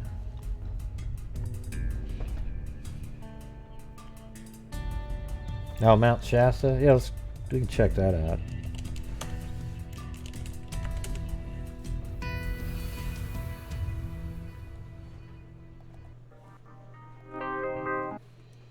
Yeah, there we go. It's not bad.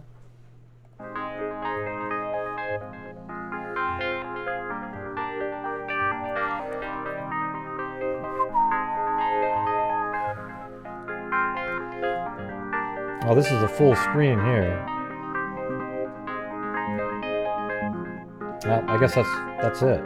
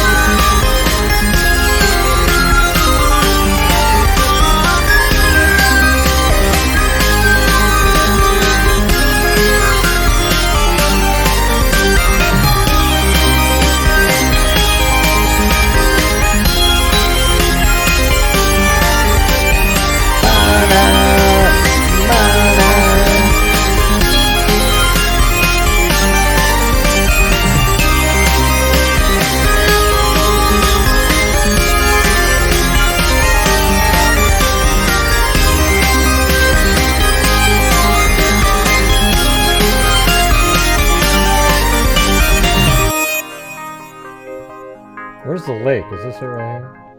Alright.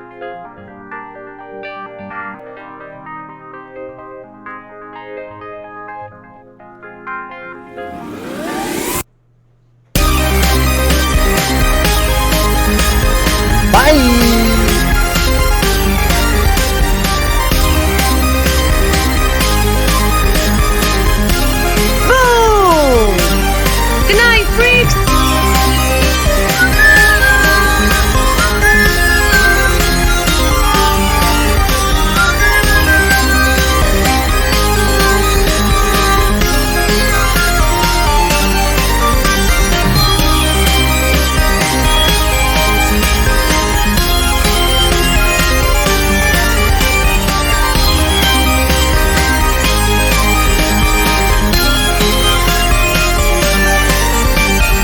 Oh wait. By the way, you guys should go check out Cairo's. He's making videos on some of his places he goes on his trip. We might sort of start putting those on the personal paranormal channel because it's bigger. Plus, there's sort of some of the stuff he looks at has that little bit of a bend like that. But he made a cool one on something. What the hell was that? Was it in Atlanta or something shit like that? Some kind of stones. I don't remember the name of it, but I watched it. I thought he did a pretty good job.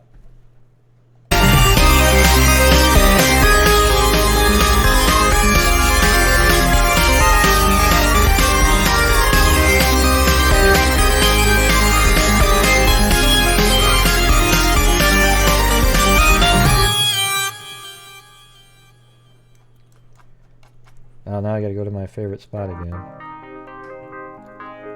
Wait, what's this one? There's another one here.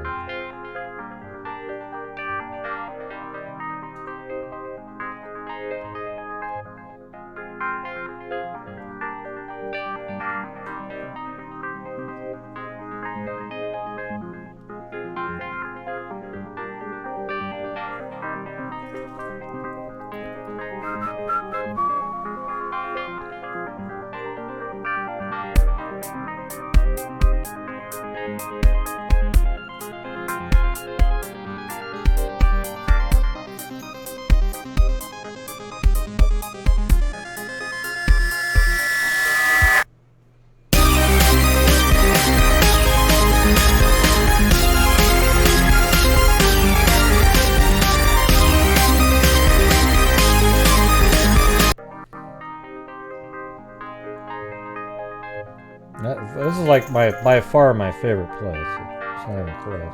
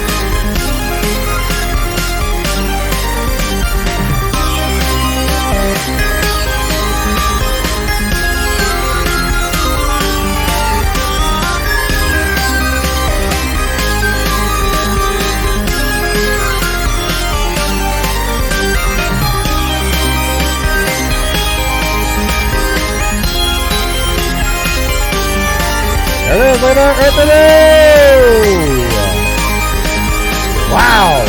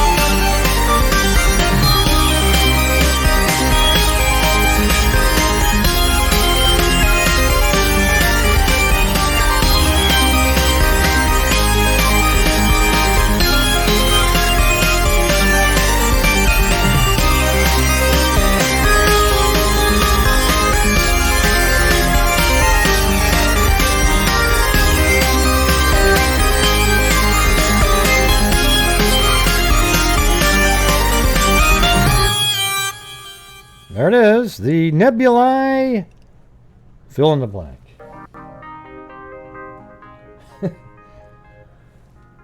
Rig-log, loog-a-lig-loo-gloo. Yeah, it's like it's hard to go somewhere else after you've been to the Red Rocks. Forget it. Alright, forget it.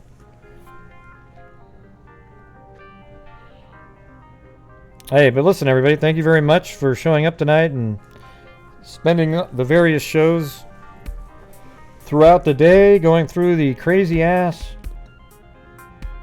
coronavirus. Oh man, I ate a few pieces of pizza tonight, so my stomach's like, nah. So, all right. Oh yeah. Well, thank you, Sarita Hilly. Look at that. Look how many mods we've got in here right this second. Yeah. So listen, everybody. Make sure. Look it. Make sure that you wash your hands all the time, and use sanitizer. Not what Running Fox told you guys. So literally use hand sanitizer or soap. Okay, just make sure you wash your hands all the time. Don't touch your face. And also, you know, when you're out in public, now if you happen to have a mask, like an N95 mask, you should wear it every single time you leave your house to go do something. And I would actually wear some sort of glasses or goggles or something. You know, if you have some glasses, at least, it might block something. Okay? Here's the thing is, people need to stop transmitting it so that the doctors aren't overrun. Okay? So, finally, I mean, Trump has actually been telling people, yeah, go ahead and wear them, but, you know. And then today, he said the same thing, but he wasn't quite as forceful. And then everybody's bitching about, oh, see, now he's not saying what the CDC. Yeah, the CDC has said for a long time that people shouldn't wear masks. Now, all of a sudden, you know, when you look at videos of people in China and other countries, every single person has a mask on their face. Every single person walking around. So obviously, they do some good. So make sure, at least go out and wear a scarf or something, so that if you cough and you happen to have it but you don't have any symptoms, you're not spreading it around as much. Okay? Try to do it. It'll look cool too. It'll look badass, man. You look like, you know, some kick-ass Walking Dead sort of person. Yeah. Yeah. So that's it, everybody. Thank you very much for the long day there. I really appreciate it. And as I always say, until next time, everybody, be safe out there. And I got to figure out where the hell's there it is right there. 2, 3, 4. All right,